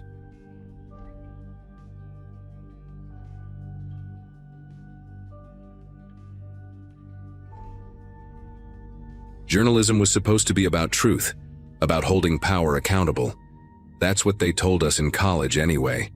When I graduated from Northwestern in 2014, I had these grand ideas about investigative reporting, about making a difference. Instead, I spent 5 years covering city council meetings in suburbs outside Chicago, writing about zoning disputes and school board drama. When the position opened at the Harrisville Gazette in January 2023, I jumped at it. Small town Nebraska, population 3,200. But it was a real reporting job. I'd be covering county government, agriculture, local business, real stories, the kind that mattered to people's lives. I packed everything I owned into my Subaru and drove west, watching the landscape flatten into endless fields. Harrisville sat in Douglas County, right in the heart of farm country, where the economy lived and died by rainfall and crop prices. The Gazette office was a converted storefront on 2nd Avenue, just me, the editor Phil Kendrick, and a part-time photographer named Joyce who also did layout. Phil was maybe 60, with reading glasses perpetually perched on his forehead and coffee stains on every shirt he owned. He seemed relieved to have help, even if I was just some kid from the city who didn't know soybeans from corn. The desk I inherited belonged to someone named Catherine Moss. Phil mentioned it casually my first day, showing me where she kept her source files, her contact lists, her half-finished articles saved in folders organized by topic. "Katie was with us for 11 years, he said, pulling open drawers, showing me her system. "Good reporter, real good. She died in a car accident last November, about 2 months back. Single vehicle collision on Route 14, heading home from a county meeting. Rolled her car 3 times. He said it matter-of-factly, the way you describe weather. I noticed he didn't quite meet my eyes when he talked about it. The desk still had her things in it. Reporters' notebooks filled with shorthand I couldn't decipher, business cards rubber-banded together, a coffee mug that said, "Journalists do it," in quotes. I felt strange sitting there, using her computer login that Phil had reset for me, like I was inhabiting someone's ghost. The town itself seemed pleasant enough at first. Downtown had that scrubbed, desperate charm of rural places trying not to die. A diner called Rosie's Place, where everyone knew everyone. A farm supply store, a dollar store, 2 churches, a bar called the Grain Elevator that I'd later learn was where the real business of the county happened. People were friendly in that Midwestern way, but there was something underneath it, something tight around the eyes. I figured it was just economic anxiety. The drought had been brutal for 3 straight years. Farms were struggling. That much was obvious from the foreclosure notices I had to typeset for the legal ads section. My first month was uneventful. I covered a county commissioner meeting where they discussed road maintenance budgets. I wrote about the high school basketball team making regionals. I interviewed the owner of the feed store about rising costs. Standard small-town reporting, the kind where you learn who matters by who talks to whom after meetings. The commissioners were typical local politicians, a retired farmer named Eugene Pratt, a woman named Dorothy Chen who ran the hardware store, and the chair, a guy named Warren Gilmore. Gilmore was the one everyone deferred to. Mid-50s, tall. With silver hair he kept perfectly trimmed and expensive boots that didn't match the rest of his outfit. He'd been a county commissioner for almost 15 years, and before that he'd worked in agricultural lending at the bank. People spoke about him with a mix of respect and something else, something I couldn't quite name. During my second meeting, I watched him shut down a farmer who wanted to discuss water allocation with just a smile and a procedural motion. The farmer, this weathered guy with dirt under his fingernails and desperation in his voice, just deflated and left without another word. I started going through Katie's files in early April, mostly out of boredom. Phil had given me a feature assignment about the drought's economic impact, and I figured she might have notes I could use. Her organizational system was meticulous, color-coded folders, cross-referenced sources, timelines written on legal pads. But one folder, shoved in the back of the bottom drawer, wasn't labeled. Inside were printouts of property records, foreclosure notices going back 5 years, handwritten notes with names and dates connected by arrows. At the top of one page, underlined 3 times, Prairie Holdings LLC. Then below it, Silverstone Agricultural Partners. Below that, Meridian Farmstead Group. All shell companies, from what I could tell. And next to each one, in Katie's handwriting, same registered agent. Same address. Why? I pulled out my laptop and started searching. The registered address for all 3 companies was a mailbox place in Lincoln, one of those UPS store locations. The registered agent was a lawyer named Herbert Quinn who specialized in business formation. Nothing illegal about that, technically. Lots of investors use LLCs to buy property. But something about the pattern bothered me. I cross-referenced the properties these companies had purchased with the county GIS maps. 14 farms, all acquired in the last 4 years. All in foreclosure. All in the western part of the county, near where the aquifer ran deepest. The next page in Katie's folder made my stomach turn. She'd written a list of names with dates next to them. Robert Finch, August 2022, suicide. Paul Weaver, January 2023, suicide. Dennis York, October 2022, suicide. 4 names total. All farmers. All had lost their properties to foreclosure. All had taken their own lives within months of losing their land. I knew farm suicides were a real problem, especially during economic downturns. The stress, the debt, the generational shame of losing family land. But 4 in 18 months, all in the same county, all following the same pattern? Katie had circled one name, Robert Finch. Next to it, she'd written, "Wife says water pressure dropped 6 months before foreclosure. Wells on neighboring properties fine." Coincidence? I sat there staring at that note for a long time. Water pressure. In the middle of a drought, in an agricultural area where water meant survival, someone's well pressure mysteriously drops. Then they can't irrigate, crops fail, they default on loans, lose everything, and end up putting a shotgun in their mouth. And somehow these shell companies swoop in and buy the land at auction for cents on the dollar. I knew I should probably take this to Phil, but I wanted to understand it better first. I spent the rest of that week digging through public records, county water rights permits, agricultural loan documents from the bank, property transfers, court records from the foreclosure proceedings. What I found was a masterclass in legal theft. Each time a farm went into financial trouble, Prairie Holdings or one of the other LLCs would suddenly appear as a creditor, holding liens I couldn't trace back to any original loan. These mystery debts would pile up, forcing foreclosures even when the farmers were current on their bank loans. And every single time, Warren Gilmore's name appeared somewhere in the documents, as a witness, as a notary, as the commissioner who approved water permit transfers. Never directly as an owner or buyer, always just adjacent to the transactions. Katie had figured this out. I was sure of it. Her last entry was dated November 8, 2023, 5 days before she died. It just said, "Gilmore. It's all Gilmore. Meeting with source tomorrow, should have proof."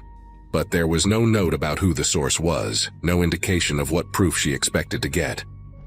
And then she was dead on Route 14. Her car wrapped around a utility pole on a clear night, on a straight road she'd driven 1,000 times. The highway patrol report called it driver error, possible fatigue. But Katie's notes told a different story, one that ended abruptly and violently. I should have walked away right then.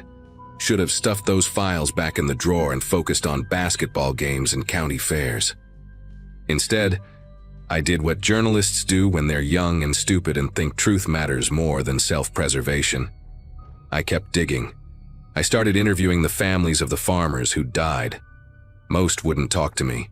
They'd just shake their heads and close the door, or tell me they had nothing to say. But Robert Finch's widow, a woman named Helen who looked 20 years older than she probably was, invited me into her rental house on the edge of town. She'd lost the farm, lost her husband, and ended up in a cramped 2-bedroom that smelled like cigarettes and resignation. Nobody cared when I told them about the water, she said, sitting at her kitchen table with shaking hands wrapped around a coffee mug. Robert noticed it first in April of 2022. Water pressure from the well just dropped, like someone had crimped the line. He had the well inspected, had the pump checked, everything tested fine mechanically. But the water barely trickled out, couldn't irrigate properly. Crops suffered. By harvest, we knew we were done. I asked her if any neighbors had similar problems. She laughed, bitter and sharp. "That's the thing. Miller's to our east, their well was fine. Johnson's to the west, perfect water pressure. Just us right in the middle, like someone had turned off a valve somewhere underground." She leaned forward, her voice dropping. "Warren Gilmore came by about a month after the pressure dropped. Said he'd heard we were having trouble. Offered to help us restructure our loans. Real friendly about it. Robert didn't trust him, told him no. 2 weeks later, we got notice that some company we'd never heard of had a lien on our property for agricultural services we never received. By the time we figured out how to fight it, there were 3 more liens, all from different companies, all with the same lawyer representing them. The pattern was suffocating in its precision. After Helen, I managed to track down Dennis York's brother, who told me almost the same story. Water problems, Gilmore offering help, mystery liens appearing like clockwork. I started working on a draft article, trying to connect the dots in a way that was airtight enough to publish. But the problem with small-town corruption is that it's designed to look legitimate on paper. Every document was technically legal. Every foreclosure followed proper procedure. I needed something concrete, something that proved coordination, that showed Gilmore was behind the shell companies. I needed what Katie had been looking for when she died. That's when the first USB drive showed up. It was mid-May, a Tuesday morning. I got to the office around 8, and there was a manila envelope on my desk with no return address, no postage, just my name written in block letters. Inside was a thumb drive, the cheap kind you can buy in bulk anywhere. No note, no explanation. I plugged it into my computer, half expecting it to be empty or full of viruses. Instead, I found a folder labeled Prairie Holdings Financial Records 2018-2023. Bank statements, wire transfers, articles of incorporation with signatures. And there, listed as the sole member of Prairie Holdings LLC, was a name I recognized. Warren Gilmore's brother-in-law, a guy named Jeffrey Ruiz who lived in Omaha and worked in commercial real estate. The money trail was all there. Loans issued to farmers at predatory rates through Ruiz's company, then sold to Prairie Holdings at a discount when the farmers defaulted. Water rights quietly transferred through county permits that Gilmore himself had approved.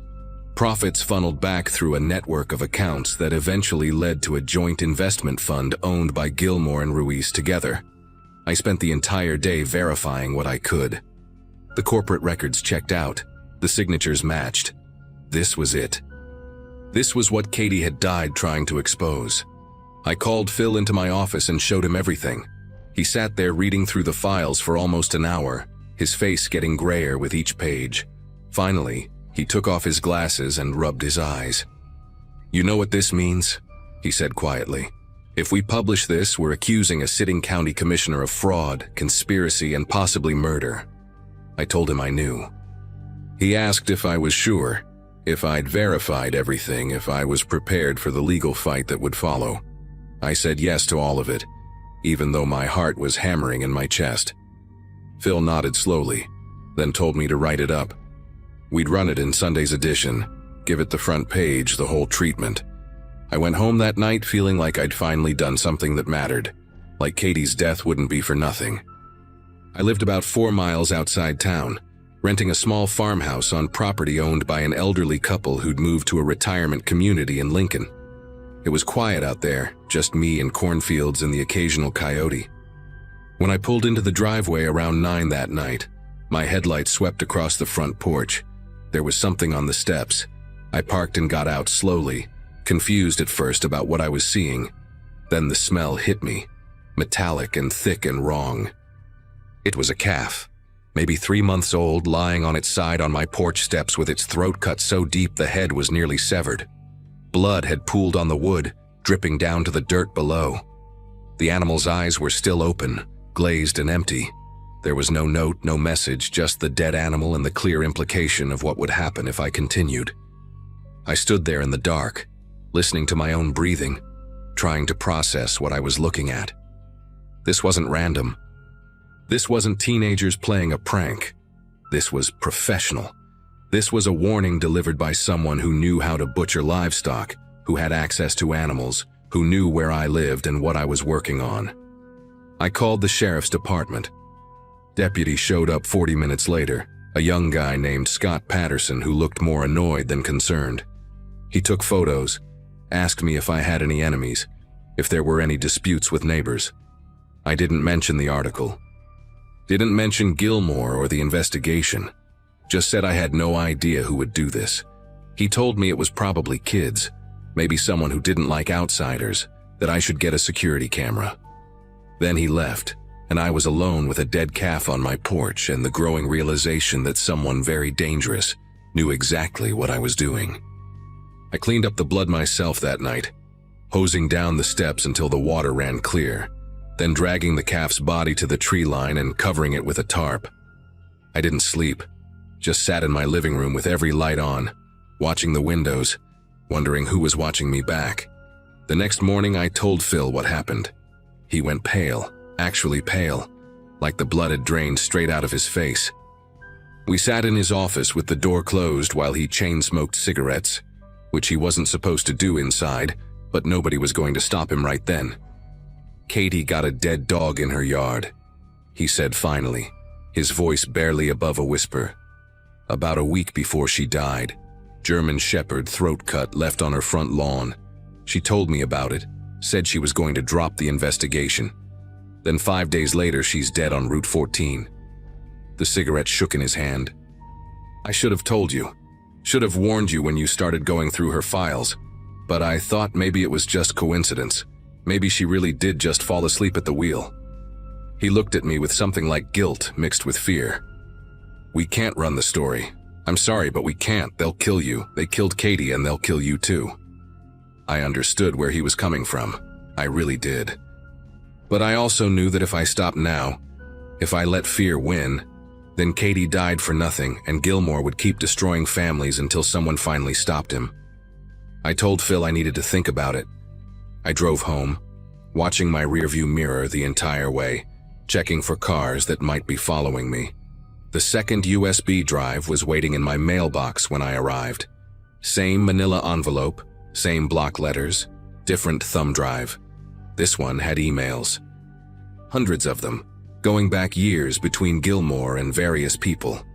Discussions about water tables and geological surveys. Instructions to a man named Leo Vance, who apparently worked for the county maintenance department, about which wells to service and when. Leo would go out under the guise of routine inspections and somehow sabotage the wells so subtly that it looked like natural decline. Pressure drops, mineral buildup, pump malfunctions that seemed legitimate but were carefully engineered. The emails were damning. They proved intent, proved coordination, proved everything. But they also meant someone inside Gilmore's operation was feeding me information. Someone who wanted him exposed badly enough to risk their own life. That night, another animal appeared. This time it was a dog, some kind of mixed breed. Throat cut identically to the calf left at the end of my driveway where I'd have to see it when I left for work. I didn't call the sheriff, didn't bother with photos or reports. Just buried it in the back corner of the property and tried to figure out what to do. The animals kept coming. A cat 2 days later, a goat the day after that. Always throat cut, always positioned where I couldn't miss them. Always at night when no one would see who was doing it. I stopped sleeping entirely. Started jumping at every sound, every car that drove past, every shadow that moved. I realized this was the point. They weren't going to kill me outright like they probably did to Katie. They were going to terrorize me until I either left town or destroyed the evidence myself. Psychological torture, designed to break me without leaving any connection back to Gilmore. On the 7th night, I sat in my dark living room with my laptop, looking at all the evidence, all the files, all the proof. I thought about Katie driving home on that clear night, probably watching her rearview mirror just like I'd been doing, probably knowing she was in danger but believing the truth mattered more. I thought about the farmers who'd lost everything, about Robert Finch putting a shotgun in his mouth because he couldn't understand why his water had failed, about Helen Finch chain-smoking in her rental house with nothing left but memories and bitterness. Then I did something that probably saved my life but still makes me feel like a coward. I copied everything onto 3 separate drives. I packaged one and mailed it to the Omaha World-Herald with a cover letter explaining the entire situation. I sent another to the Nebraska Attorney General's office with copies of all the financial documents and emails. The third I sent to the FBI field office in Lincoln, because wire fraud and conspiracy cross state lines, and that makes it federal. Then I wrote a short article for the Gazette, not the full investigative piece I'd planned, just a basic news story saying that documents had been provided to state and federal authorities regarding potential corruption in Douglas County land acquisitions, and that investigations were pending. I included no names, no details, nothing that would be legally actionable, just enough to put it on record that the information existed and had been distributed. Phil ran it on page 3 of that Sunday's edition, buried between a church fundraiser announcement and an obituary. The animals stopped appearing after that, just stopped, like someone had flipped a switch. I think they realized the intimidation had failed, that killing me at that point would only draw attention to what I'd sent out. For 3 weeks, nothing happened. I went to work, wrote boring articles about city council meetings, tried to pretend my hands didn't shake every time I heard a car door close outside. Then the FBI showed up in Harrisville. 4 agents in suits, meeting with county officials, requesting documents, interviewing people. Warren Gilmore hired a lawyer from Lincoln, one of those expensive ones who specialize in white-collar defense.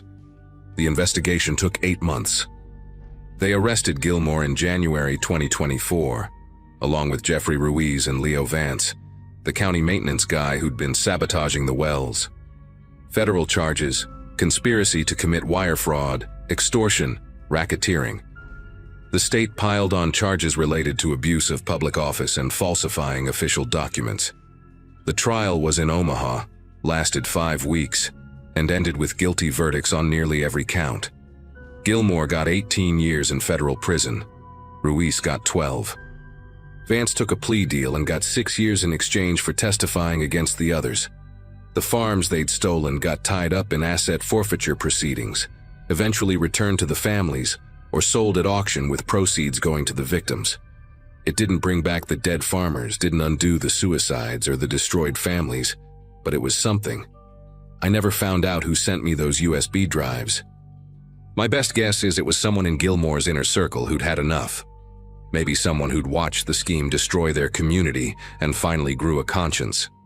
Or maybe it was someone who wanted a piece of the operation for themselves and saw an opportunity to eliminate competition. I'll never know. I left Harrisville 6 months after the arrests. Took a job at a paper in Des Moines covering state politics, something safer. Something where the stakes didn't involve dead animals on my porch and cars running off straight roads in the middle of the night. Phil retired last year, sold the Gazette to a media conglomerate that turned it into a mostly online operation. We still email occasionally. He never apologized for being willing to kill the story, and I never blamed him for it. Fear is a reasonable response to real danger, and what we faced was absolutely real.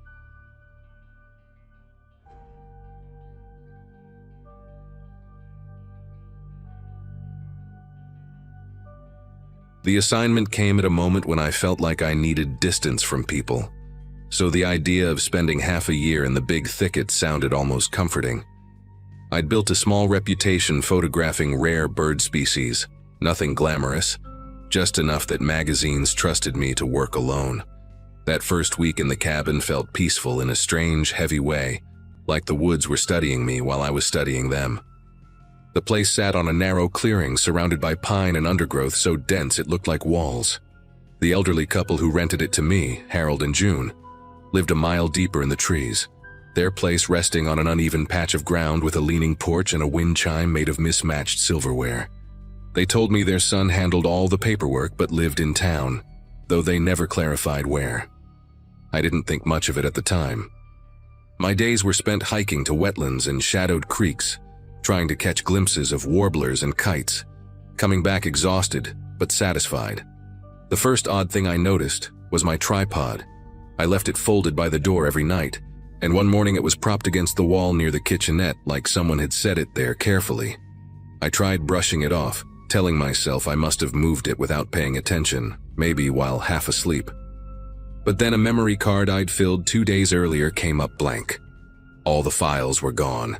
No corruption, no formatting error, just wiped clean. I started keeping the cards in a small tin under my mattress, thinking maybe humidity had messed with them, though deep down I didn't believe that. Every morning I stepped onto the porch and saw footprints in the damp soil, not boots, bare feet, wide and oddly flat, like someone walked with their toes gripping the earth. They circled the cabin in a loose drifting path, looping close to my windows before disappearing toward the thicker brush behind the property. To get a better idea of what was happening while I slept, I set up a few motion-activated trail cameras at different angles around the cabin. The first night they didn't capture anything unusual, just a raccoon nosing around my fire pit. But on the second night, one camera caught a man standing between 2 pines barely visible, almost blending into the shadows. He wasn't facing the cabin exactly, but turning his head slightly like he was listening for something. His posture was stiff, arms hanging in a strange, heavy way. I didn't recognize him from anywhere, and when I zoomed in, the details made my skin crawl in a way I couldn't explain. The face looked slack, but the eyes seemed fixed on something behind the camera. When I showed the image to Harold and June the next morning, they exchanged a look so quick I almost missed it.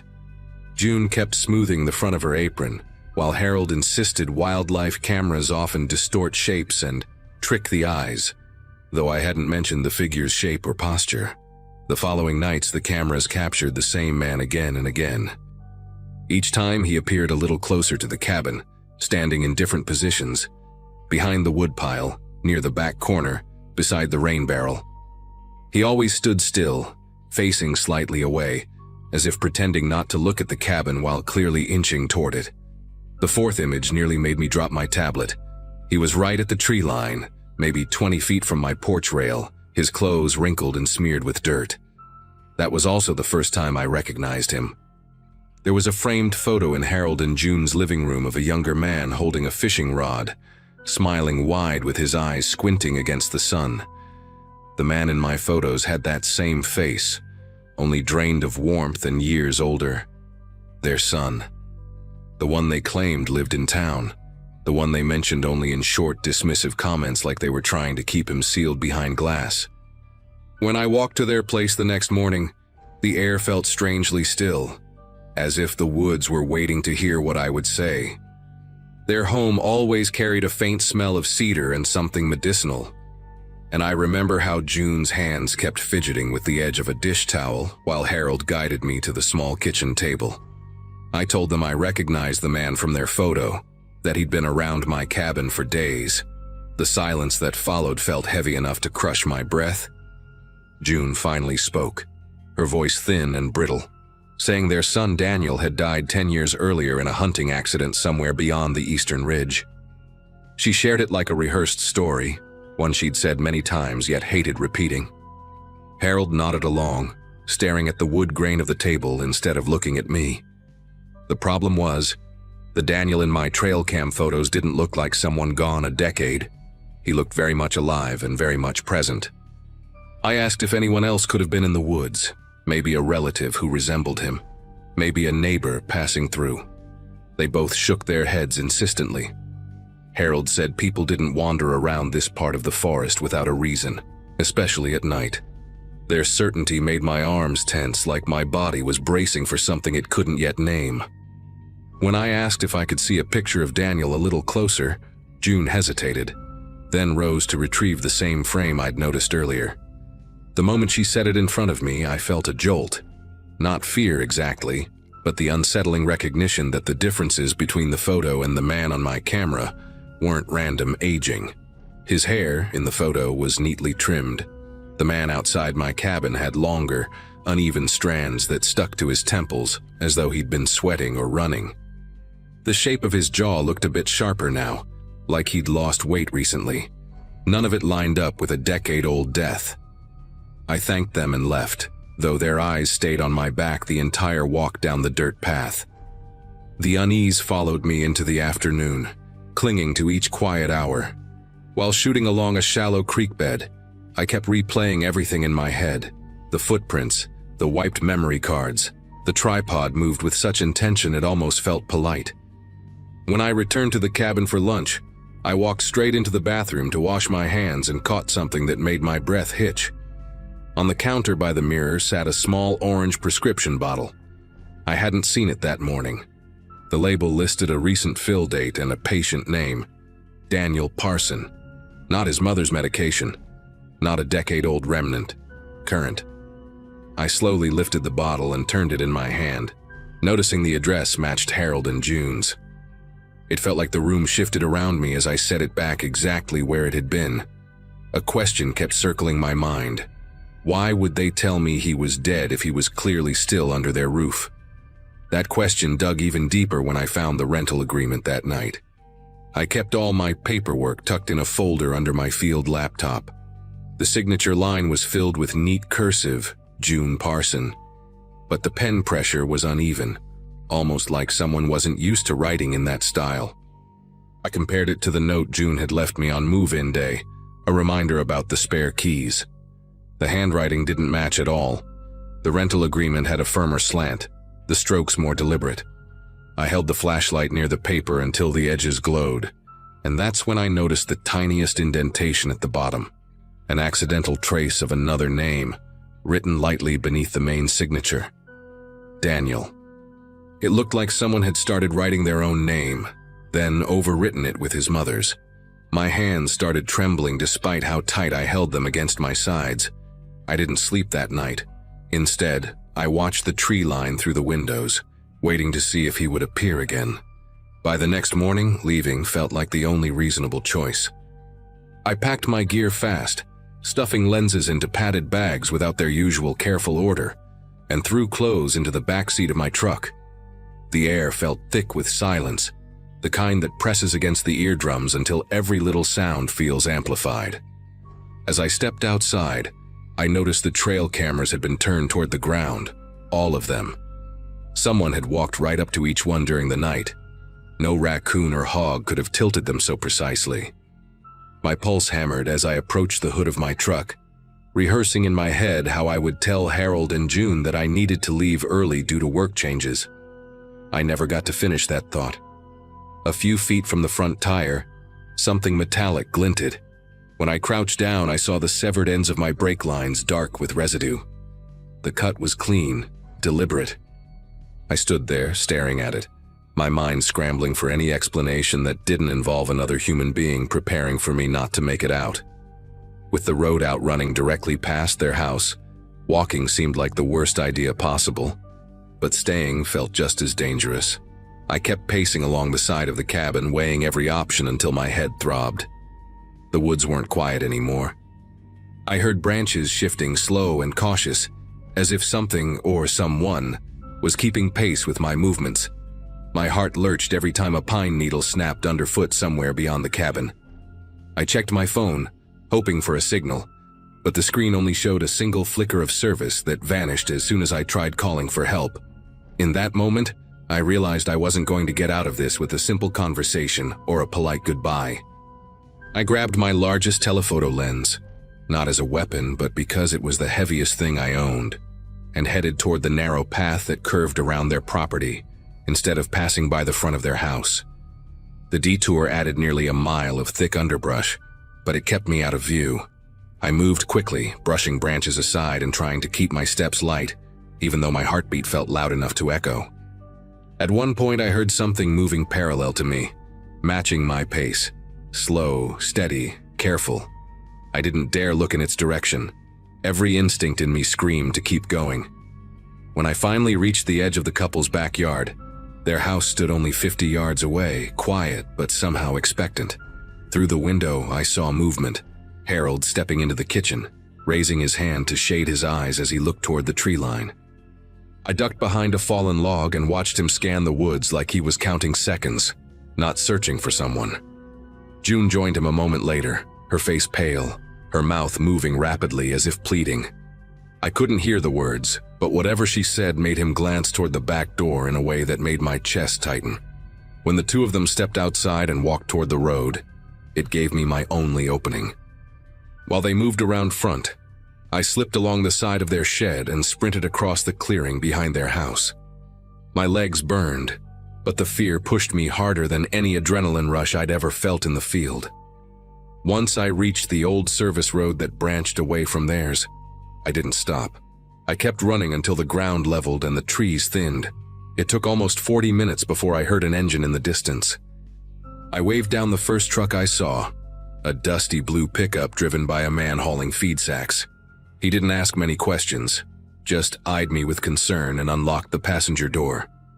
I didn't look back toward the woods until we were several miles out, and even then all I saw were trees swallowing the road behind us.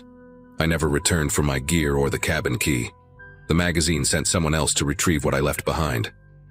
They told me later the cabin door was wide open when they arrived, but nothing inside had been touched.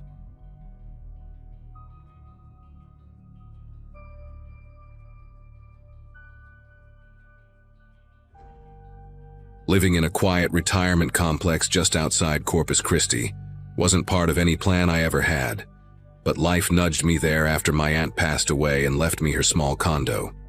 Most of the residents were decades older than me, which oddly made the place feel calmer than any neighborhood I'd lived in before. I worked remotely back then, so my days were mostly spent watching the slow routines around me. The morning shuffle of walkers on the sidewalk, the the shared pot of overly sweet coffee brewing in the community kitchen, and the soft hum of the old ceiling fans that never seemed to turn off. Everyone knew everyone, or at least pretended to, and it didn't take long for me to recognize the familiar faces who moved through each hallway like they'd memorized every inch of it over the years. It was the kind of environment where gossip spread faster than weather changes, usually harmless, usually boring, until the night deaths started stacking up. At first, nobody questioned the pattern. Older residents passed away from time to time, and people tried to make peace with that. But the timing was strange. Every single incident happened deep into the night, always during the same overnight shift, and always with the same home health aide present, Harriet Rowe, a woman most people described as gentle and endlessly patient. She had this way of speaking in a slow, soft rhythm that made even the most anxious residents relax. I didn't know her well, but I'd see her pushing her little cart down the hall, humming these old melodies I couldn't recognize. People loved her. They said she made their parents feel safe, and that she was always there in those final moments, holding a hand or whispering comfort while waiting for the paramedics to arrive.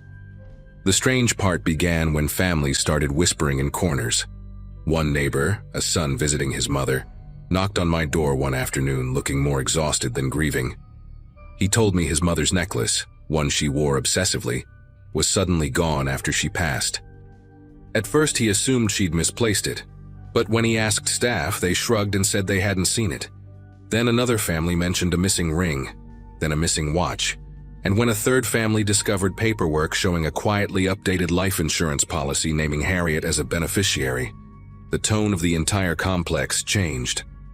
People didn't openly accuse her, but you could feel the tension whenever she walked into a room, like conversations paused mid-sentence as everyone recalculated their trust. The turning point for me came the night emergency vehicles arrived for the 4th time in 3 weeks.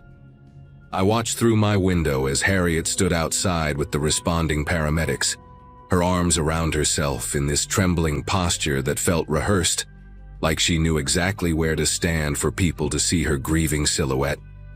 Later, when I walked down to the common area, I overheard 2 nurses arguing in a whisper, one insisting that the victim had shown no warning signs earlier that day. Another resident mentioned hearing Harriet talking to the man just before he collapsed, her voice carrying through the thin walls in a strangely low and steady tone.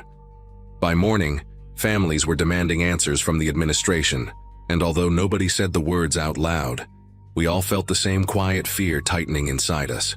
Whatever was happening wasn't natural, and someone among us knew more than they were admitting.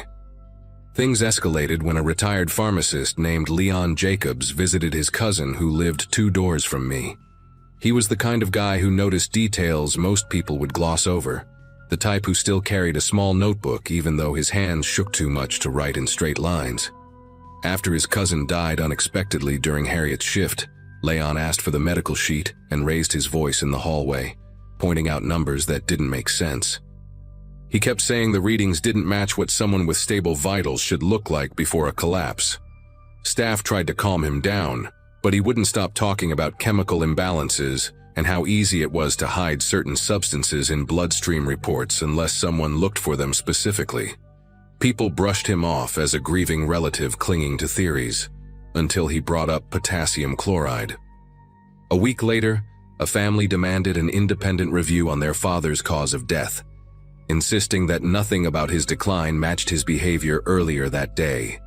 The administration reluctantly agreed to release the body, mostly to avoid confrontation, but the funeral home flagged abnormalities that prompted a deeper look. I remember hearing the news from a neighbor who practically ran to my door, breathless and pale. The medical examiner had noticed signs consistent with an induced cardiac arrest. It wasn't definitive proof of foul play yet, but it was enough to request exhumation orders for other recent deaths. The community turned eerily quiet during those days, as if the silence itself had weight. Even the birds seemed to avoid the courtyard. The results hit the complex like a thunderclap. 7 bodies, spanning nearly a year and a half, all showed elevated levels of potassium chloride, levels too high to be accidental, the kind of numbers that could stop a heart within minutes and leave almost no trace unless someone knew exactly where to look. When the announcement became public, people reacted in different ways. Some cried, some got angry, some simply walked in circles like they were trying to orient themselves in a room that suddenly had no doors. I sat on my couch staring at the statement on my phone, my chest tightening with this strange mix of fear and disbelief. It wasn't just the deaths, it was the idea that someone had been choosing who would live and who wouldn't, right under our noses. The police questioned everyone who had been working overnight shifts, but all roads pointed back to Harriet. Her access, her proximity, the fact that she always seemed to be there at the exact moment each resident took their final breath. But what unsettled me the most wasn't the mounting evidence. It was remembering the night I'd taken out the trash around 2 in the morning and saw her leaving one of the units. She wasn't humming that night. She walked slowly, almost drifting, with her hands tucked into her pockets and her eyes fixed straight ahead, as if replaying something in her mind. She didn't acknowledge me, didn't even blink in my direction. I stood there gripping the trash bag, suddenly aware that the hallway around us felt colder than usual, like the temperature had dipped just in that narrow stretch of carpet where she passed. The morning Harriet was arrested, the entire complex gathered behind windows and door frames like a silent audience. She walked out with her hands cuffed in front of her, her expression strangely calm, almost detached from the chaos around her. Reporters appeared within hours, their vans clogging the entrance, while residents clung to each other in the lobby, trying to wrap their minds around how someone so trusted had moved through their parents' final hours with a syringe hidden behind that soothing demeanor. Families showed up carrying folders, photographs, and every scrap of memory they had, searching for clues they wished they'd noticed earlier. I remember feeling this heavy ache in my chest, not sympathy for her, but for the people who believed she'd been an angel in the room, when in reality, she might have been the reason that room fell silent. The investigators later revealed that Harriet kept a small metal box in her locker, containing jewelry pieces from multiple residents. Every item was neatly arranged, each on a piece of felt cloth, almost like a personal collection. They also uncovered a pattern in the amended insurance forms, subtle changes spread out over months, always done quietly, always signed during late-night conversations when residents were tired and far more vulnerable. Some families blamed themselves for trusting her warmth. Others got lawyers involved immediately, and a few simply stopped visiting the complex altogether, unable to bear stepping into a place that now felt tainted by something predatory. As for me, I couldn't shake the image of her gliding through the hallway that night, her footsteps barely touching the carpet.